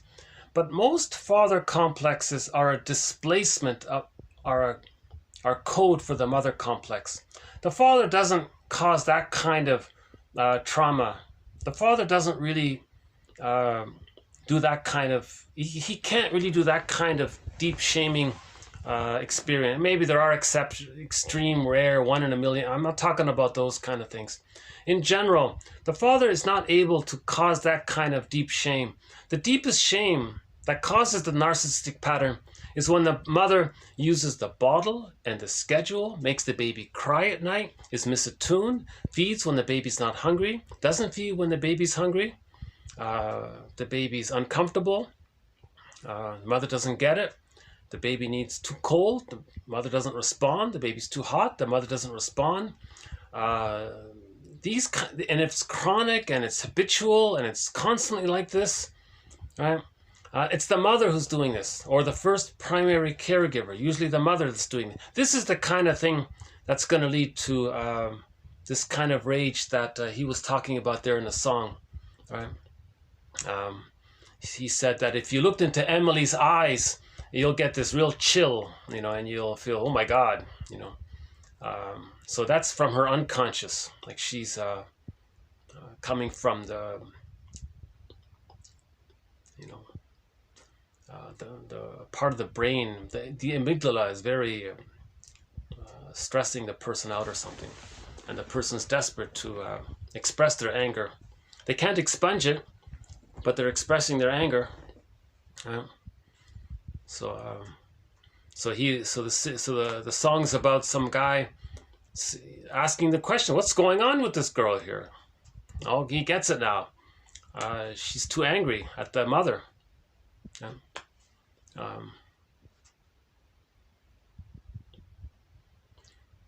If a child has a positive relationship with the father, that's going to transition out, and the girl's going to have a natural interest in other guys afterwards, you know. It wouldn't get stuck. It shouldn't get... Yeah, some fathers might be very protective about it. Maybe they're afraid. If the father... Okay, here's a question. If the father treats the daughter like a surrogate mother, and he can't let go of his new surrogate mother, that would be a problem. Right? That would be a problem. But that's very rare. I don't think any father's really going to think like that. They might be protective and all that, but they're going to accept the reality. But they're not going to literally project their need for a good mother onto the daughter. That's very, very... I don't think so. I think the instinct is the father wants to protect the daughter and not see any harm to the daughter and wish her well and happiness. I don't think he would think in those hurtful ways. But if the man has a narcissistic pattern, he would just ignore the daughter, I guess. He wouldn't be available. Right? He just wouldn't. Yeah. So development is the life force is within the child. Then he attaches to a parent. Let's go. Okay, it can be to the mother, and then it can be to a third, or it can be a mother, and the father or the therapist can be like a bridge, then to another then to a mentor. There can be various bridges. Finally, the person in their marriage, they're married to that person, and that person is not a substitute for one of the earlier stages. Right? The therapy process has helped to clear that out. Right? Anything else here? Okay, so yeah, we didn't cover that. Yeah, we covered some material here. Yeah.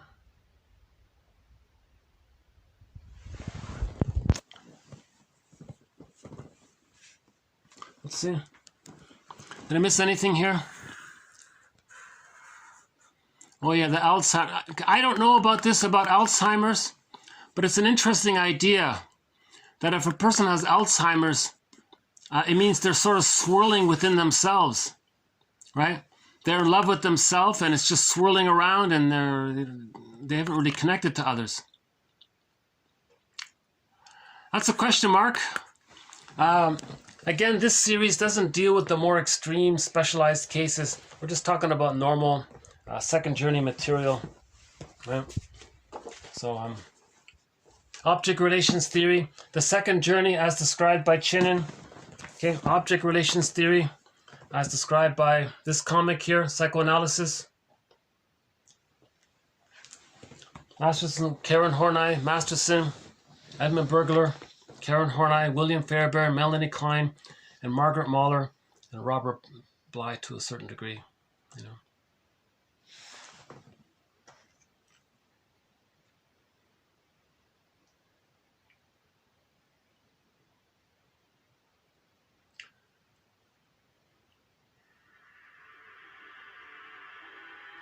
Why don't we play a song from the soundtrack to the Odyssey? This is the final track to the soundtrack to the TV miniseries, The Odyssey, starring Armand Assante. That's a great film version of the story of the Odyssey, starring Armand Assante, 1997, I believe. 3-part TV miniseries. And at the end of the story, Odysseus found his feelings. He found his inner home. He reconnected with his inner home. And this song was played for that scene about how he found himself. So Odysseus is a hero. He's an example of somebody who began the second journey. It took him 20 years to find home. It was a long journey. The average midlife audit takes about 20 years, they say. Robert Bly says he was lucky he could do it in 15 years. From 35 to 50, he said he did a lot of personal exploration. On average, they say it's about 20 years where you find yourself. And in the story of the Odyssey, right, he first had to go into the hell scene. Right? That means he had to accept the truth that the mother was emotionally unavailable for him. Okay, so in the underworld, he saw Jocasta. Jocasta is a symbol for how when a mother doesn't have the love to offer the child. So Odysseus saw Jocasta there. Odysseus saw Agamemnon. That's a symbol for how a person betrays their feelings. Yeah? Odysseus saw Sisyphus. When Odysseus looked into Sisyphus's face, he saw that it was his face. That's a symbol for how we are stuck in a repetition compulsion, repeating a fixed moment in childhood trauma. When Odysseus left the hell scene, he wants to find himself. He gets it. Okay? So he had the narcissistic pattern. Odysseus had the narcissistic pattern. Now he looked into himself, symbolized by the underworld scenes. Now he wants to find home, Ithaca, his inner Ithaca. Penelope's there, his feeling self is there. The beautiful woman, that's a symbol for his alive in his feelings, right? Feeling alive in your body. It's a feminine principle. Right? Again, myths and fairy tales are metaphors for internal dynamics. So he left the hell scene and he felt tempted to give up. Right? The sirens say, don't bother, it's too difficult. Just stay a mama's boy. Just stay a Peer Gynt. Just be a Peter Pan. Just be a Don Juan. This is too difficult. He said no. He said he did that. It's unfulfilling. It's painful. It's wrong. So he tied himself to the mast, meaning he resisted that, although it was very tempting. That's a great song, isn't it? One of the greatest songs, I think. Track number 24. It's called Finale of the Odyssey soundtrack. I forgot the composer. Vadim Krzyzewski, is it? Vadim's... No. Oh, sorry. I forgot the name.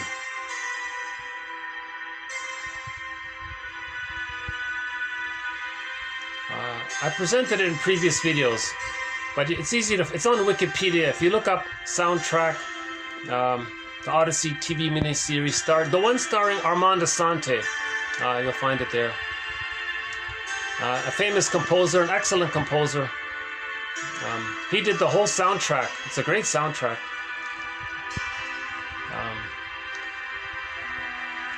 Calypso is a very good song on that soundtrack.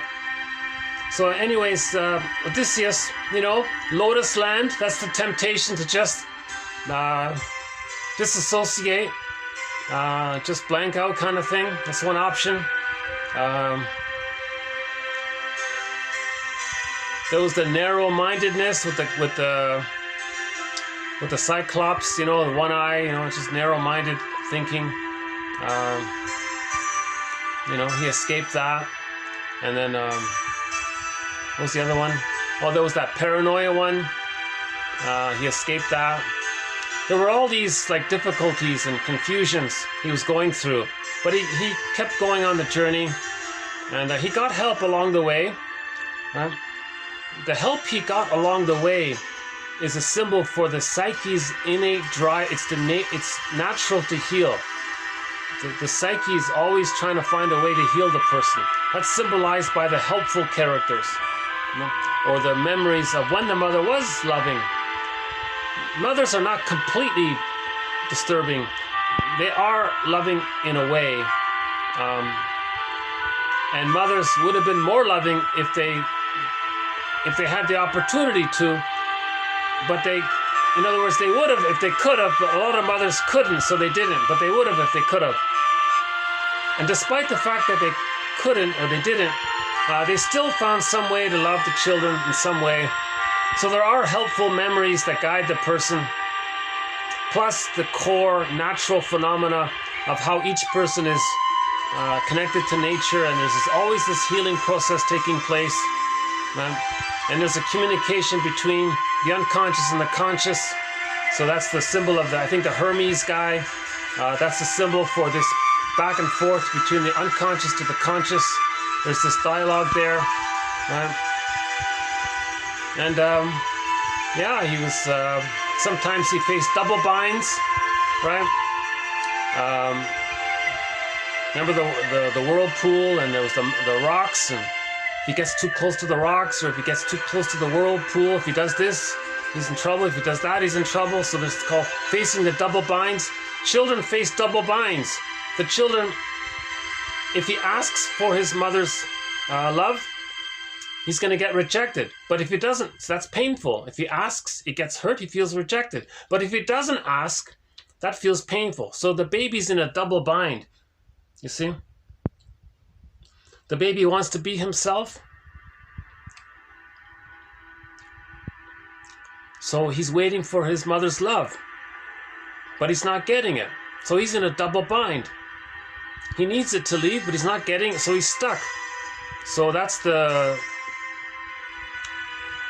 rock on the hard place one that Odysseus went through, right? And then there was the regression with Calypso. She said, well, you can be like a little child and just stay in this childlike state and just stay together with your mommy kind of thing. It was very tempting, you know, or there was that one, Circe one, the one with Circe. That one was played by a model, right? Vanessa Williams. So that, what man could resist that, right? But that's just a symbol. It's not literal. It's not concrete. That's a metaphor for how it's tempting to just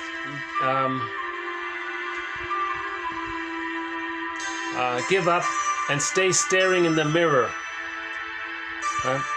So Narcissus was tempted and allured with his reflection in the water, and he just stayed there. That's similar to Circe saying, oh, just admire yourself.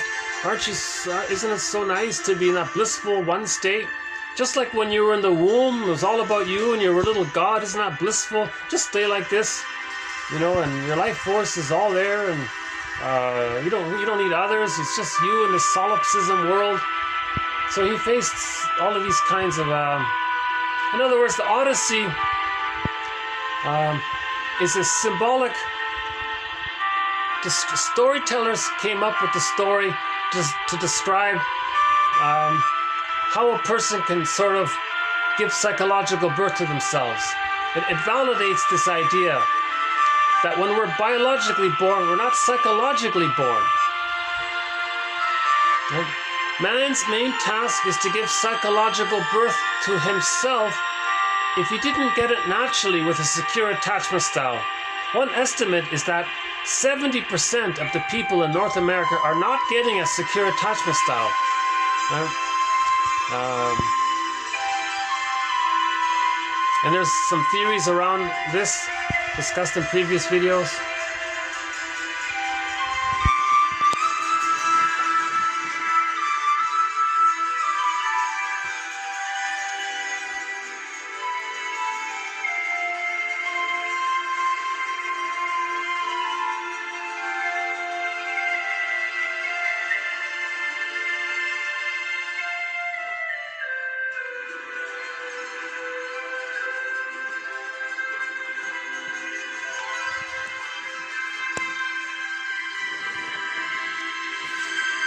I think this collection of quotes is valuable just for the psychological interpretations of the myths and fairy tales that we've covered so far up until this point.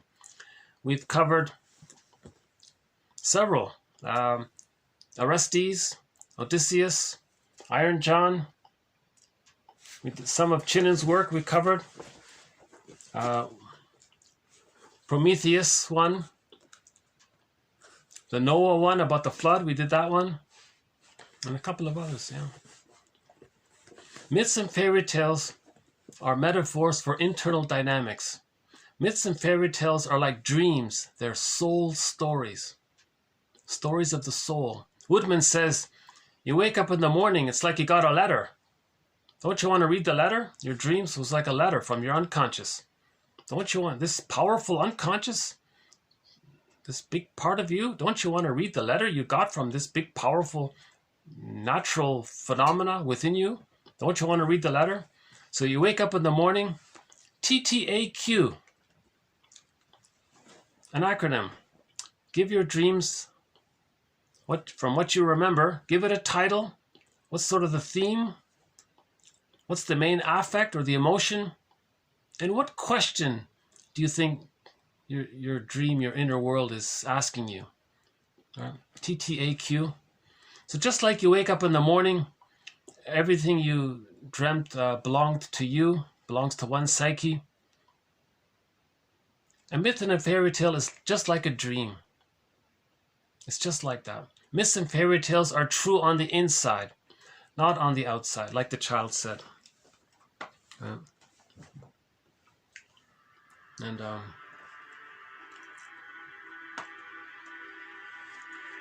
Myths and fairy tales describe a traumatized psyche because the main motif is splitting. Goddesses and demons. Babies think in this archaic, primary process thinking way. Images, exaggeration, condensation. Things are morphing, things are condensing, things are moving around. It's a wild fairy tale mythological epic in the unconscious. Myths and fairy tales describe a traumatized psyche. It's a traumatized psyche to still think in either or ways all the time. This all good, this all bad. Black and white thinking, either or thinking. Okay, we want to move from either or thinking to both and thinking. We're looking for the third side of the coin. It's called whole object relations. Prejudice is a sign of splitting. This idealization and devaluation, this kind of thing, that's a splitting. Prejudice is clearly a sign of splitting.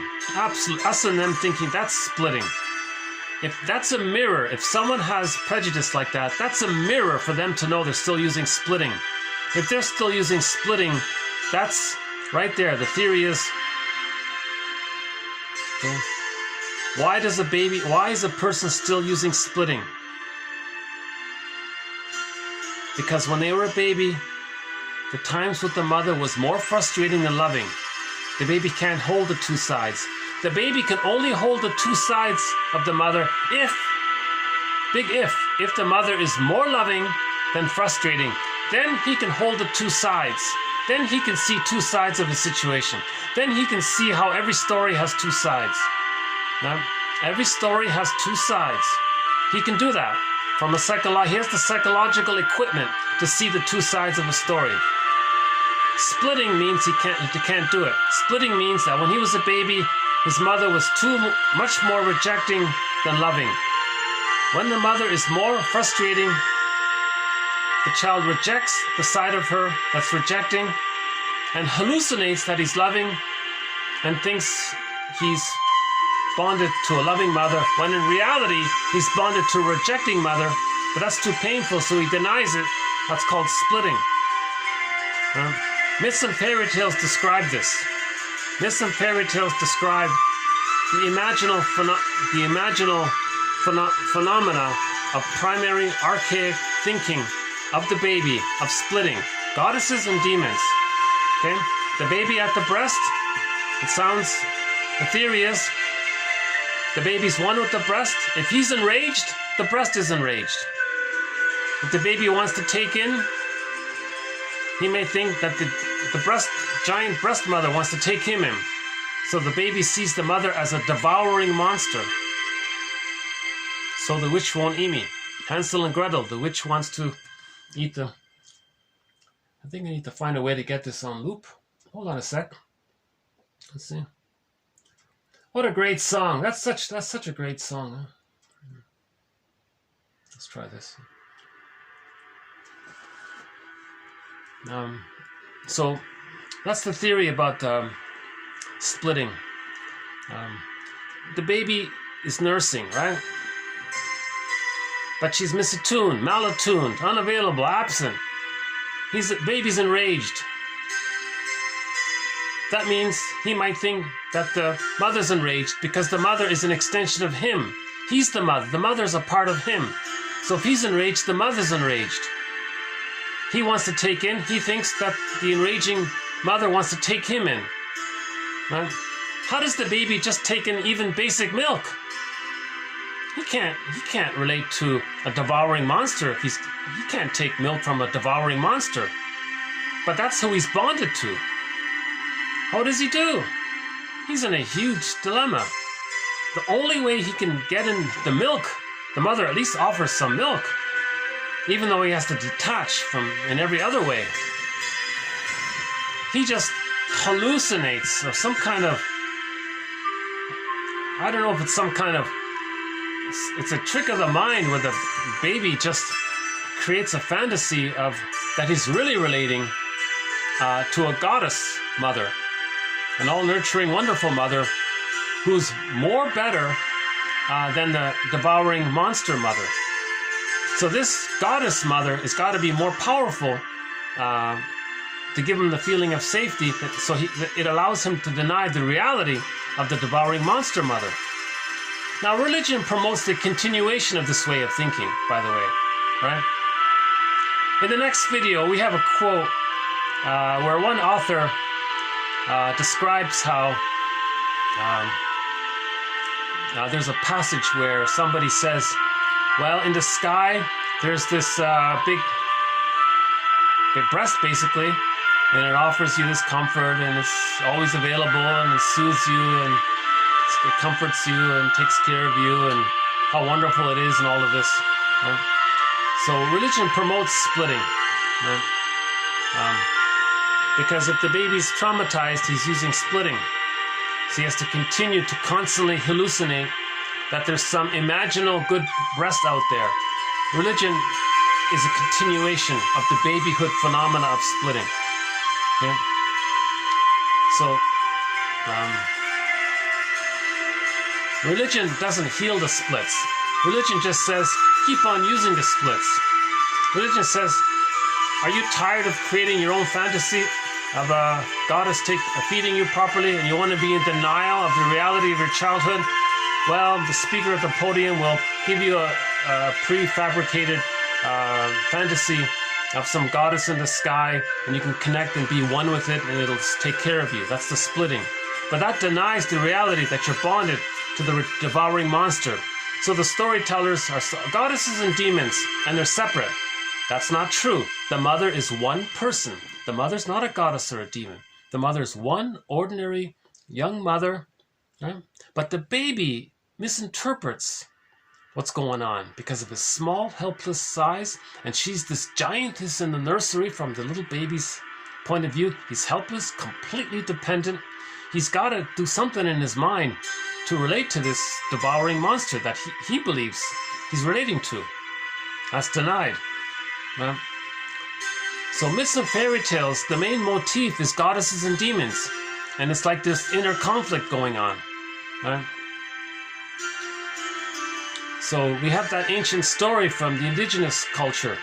They said inside of you, there's a devouring monster, the bad wolf, and the loving.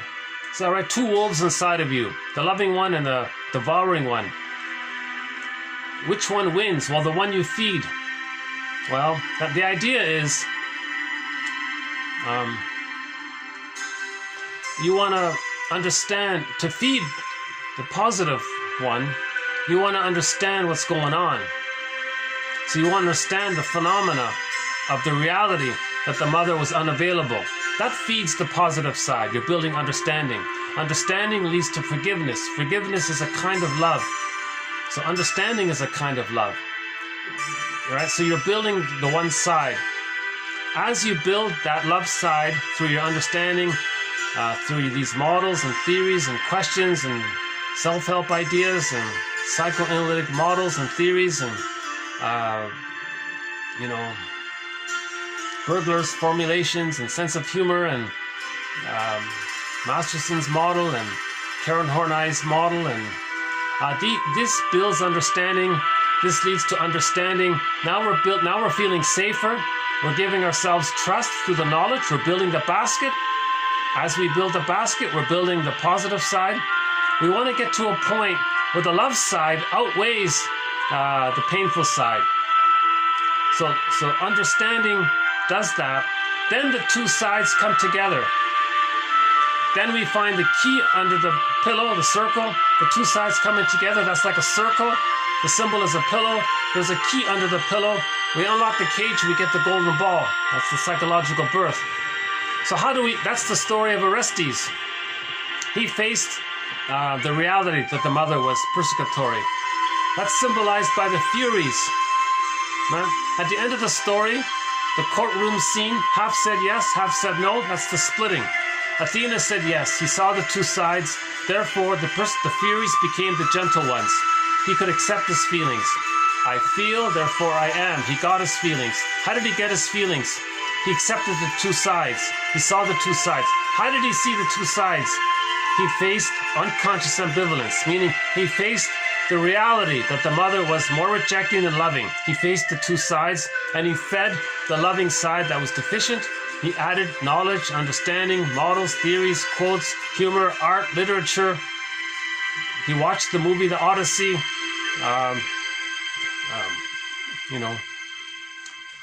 I think that would help to watch that movie by Armand de Sante. I think it would help to read this comic. I think it helps to read Chinan's work. Whatever self-help book or psychological model that you find appealing, I think go for it. Keep reading. Build your understanding. It's a cycle. You'll come back to material. It's very cyclical. Your mind will only let you accept what you feel comfortable to accept, and you'll come back to it. 10 years later, you might read the same book again, and you get a new appreciation for it. Right? So that's building, again, with the two wolves inside. Which one do we feed? Right? Robert Bly says, read psychology every day for 10 minutes. Forgive psychology for its jargon. Just forgive it. But 30% of what you're going to read in psychology is wrong. It's up to you to figure out which 30%. So don't just blindly follow it. If you don't understand it, fine, just put it away. It's true, there's a lot of misleading information out there. A lot. Don't start reading Freud, not at all. The English translators were very... I don't think they accurately translated what may have been the original ones. The very fact that there is a Sigmund Freud University kind of implies to me that in the original German, it must be somehow valuable enough for there to be a whole university just dedicated to Freud's works. So I'm assuming that if you know German, I would think maybe there's value in that. And I would take any interpretations from a German speaker directly into English. The English translations that we have present, I don't go near that stuff. That's very, someone called that intellectual poison or something like, oh no, it wasn't, no, maybe something else. One of the translators says in a very sadistic way, oh yeah, go ahead, knock yourself out. I wonder how anyone's going to figure out what I meant by my translations. He was just messing with people with the translations. He wanted to disturb the healing process. There's a force that doesn't want people to heal. The plunder system doesn't want people to heal. Right? Religion doesn't want people to heal. Right? So remember, 10,000 years ago, the plunder system was born, right? Because of the huge serotonin we got with the discovery of agriculture. And then we remember when you get something that makes you feel safe, you get serotonin. And then we panicked because maybe there was a weather problem. So we invented pillaging. So we traumatized the children. That created the S&M. The prejudiced personality was born. That created poverty. Poverty's man-made. Religion reinforces the prejudiced personality. So, if we consider the idea that one author says that Homo sapiens, the normal temperament of Homo sapiens is I'm okay, you're okay. She calls it Homo naturalis. And we had that for 150,000 years, Homo naturalis. But then 10,000 years ago, we switched to Homo economicus out of the panic. Now we want to get back to Homo naturalis, find some kind of balance, because we're caught in this too panicked way with the plunder and the greed and the pillage. Billions of people in poverty. That's not right. The normal temperament for Homo sapiens is I'm okay, you're okay. That's the natural byproduct when the child has what's called a secure attachment style. A lot of babies are not getting a secure attachment style. If anyone didn't get a secure attachment style, they have to go on what's called the second journey. Chinnen calls it the second journey. Okay, 4 books about it. Stories for the midlife traveler. Once Upon a Midlife, In the Ever After, Beyond the Hero for Men, and Beyond the Princess for Women. But that book, Beyond the Princess for Women, is called Waking the World. He says, generally speaking, women need to find their voice at midlife, and men need to find their feelings. But in general, at midlife, we want to find the golden ball, the psychological birth. The golden ball is in a cage. The cage is locked. We need the key. Where's the key? It's under mother's pillow. But there is no mother's pillow. We have to create this image of the mother as an ordinary person with 2 sides. When we bring the 2 sides together, that's like creating a circle. It's a hole. Then we find the key. Now, how do we create this image of the mother as whole? Now, goddess and demon means splitting. How do we put the goddess and demon together to morph into one ordinary human person? We need that to differentiate. When we differentiate and have the golden ball, then we have access to the real self. The real self allows the person the ability to mourn losses. If a person doesn't mourn losses, okay, splitting precludes mourning. If a person doesn't mourn losses, they can become a curmudgeon late in life. The real self allows the person aliveness of affect, a wide range of affect. They can feel joy and pleasure and the ability to mourn. The real self allows the person to make I statements. Right? They can share their vulnerability with their partner. The marriage becomes like fine wine. They can maintain the I'm okay, you're okay within intimate relationships. They can maintain I'm okay, you're okay in close relationships. Right? Lerner says, in intimacy, that brings up infantilism. Well, with I'm okay, you're okay, you can hold on to the I'm okay, you're okay. The real self allows you to know your interests. And if you express how you're unique in a little way, there's some kind of delight and pleasure in that. And the real self will allow you to feel delight in expressing your what's sort of unique about you. The real self, part of the self, allows the person to know their interests and hobbies. In other words, the real self, part of the self, the relationships of I'm okay, you're okay, means they're not bogged down with the relationships that occur when people with the I'm okay, you're not okay, or the I'm not okay, you're okay, or I'm not okay. When those ones hook up, their relationships become like sour milk, right? Because they're both projecting their childhood trauma into the present, and they're both saying to the partner, I love you, you're perfect, now change. And they're both in this hostile dependent pattern, and they create this symbiosis. And if it's too... Remember, in the narcissistic pattern, they have what's called intermittent reinforcement. That makes the codependent pattern kind of hooked in. And the bully pattern does that. Sometimes, the parents are nice to you sometimes, but they're very frustrating, but sometimes they're nice to you. That creates a kind of like an addictive bond to the parent. It's called trauma bonding. So in dysfunctional relationships, there's a lot of trauma bonding. So you need the golden ball to have a mutuality and I'm okay, you're okay relationships. So the real self, part of the self, has other capacities as well, described by Masterson. So we're looking for the real self. But to get to the real self, we got to get the golden ball. The golden ball is in the bag, in a cage, locked. We need the key. Again, where's the key? Where's the key? It's under mother's pillow, meaning a concept of the mother as an ordinary person with two sides. Splitting prevents that. Splitting says no, mother's either a goddess or a demon from the reference point of the script. The baby makes a script of the mother as goddess and demon from that reference point, and then they deny one, and it's like two different people there. No, mother's not two different people. Mother's one person. That's the goal. Can you see your mother as an ordinary person?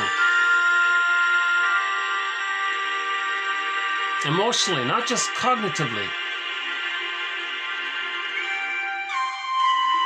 If you interview the mother and she's very dismissive, gaslighting, and denial, enraged about the topic, that's a clue that she can't talk about it.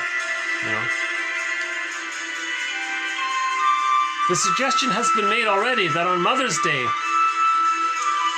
and on Father's Day, those are their days to write letters to their adult children over 35 about what happened during the first 3 years, to come clean and say the truth. The truth will up set you free. Right? That'll be very healing for every parent to write children to their adult children who are over 35 to write those letters. Now, a person who's 35 who gets this letter, they might be confused and put it away, but they'll keep it. And one day they'll read it and they'll be grateful for it. Sometimes they might get that letter and go, oh my God, now things make sense. Now they understand. And there's a huge appreciation for the parents for that. It's very brave of the parents to be able to confess this, because they're helping their children to heal. They're making reparation. Yeah. That's just one of the many suggestions in this series. Yeah. On Mother's Day and on Father's Day, they write letters to their adult children. Was there prenatal distress syndrome? Was there birth trauma? How long were they removed at birth? Or did the child latch? Was it breastfeeding or bottle feeding? Even some basic things. When did it stop? Were there problems? Was the baby colicky? Did the mother make them cry themselves to sleep at night? Talk about the birth. Was there birth trauma? How was the baby when he came out? Was the baby handed to the mother right away? And did the baby happily feed? Was the attachment there? Was the mother attuned? Was there a lot of crying and fighting going on? If the mother was very angry at the baby, put that in a letter. I'm sorry, baby. I didn't know how to understand your signals, and I think I was misattuned, and you were upset, and I felt frustrated, and we didn't get along. I'm sorry. I didn't understand it. Now I understand that I should have ordered the doctor. I should have told the doctor to hand the baby to me directly, but I didn't know that. He removed you, and that caused the problem. I'm sorry. I didn't know that. So confess how it happened for the first 3 years, And,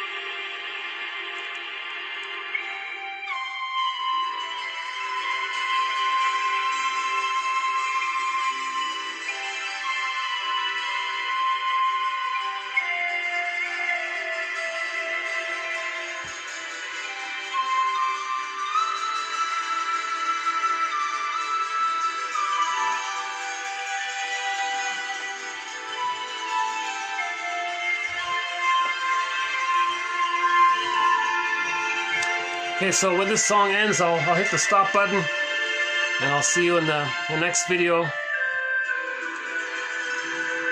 This has been TQ 2059 and 2060.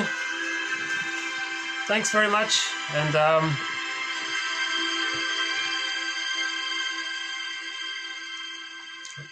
bye for now.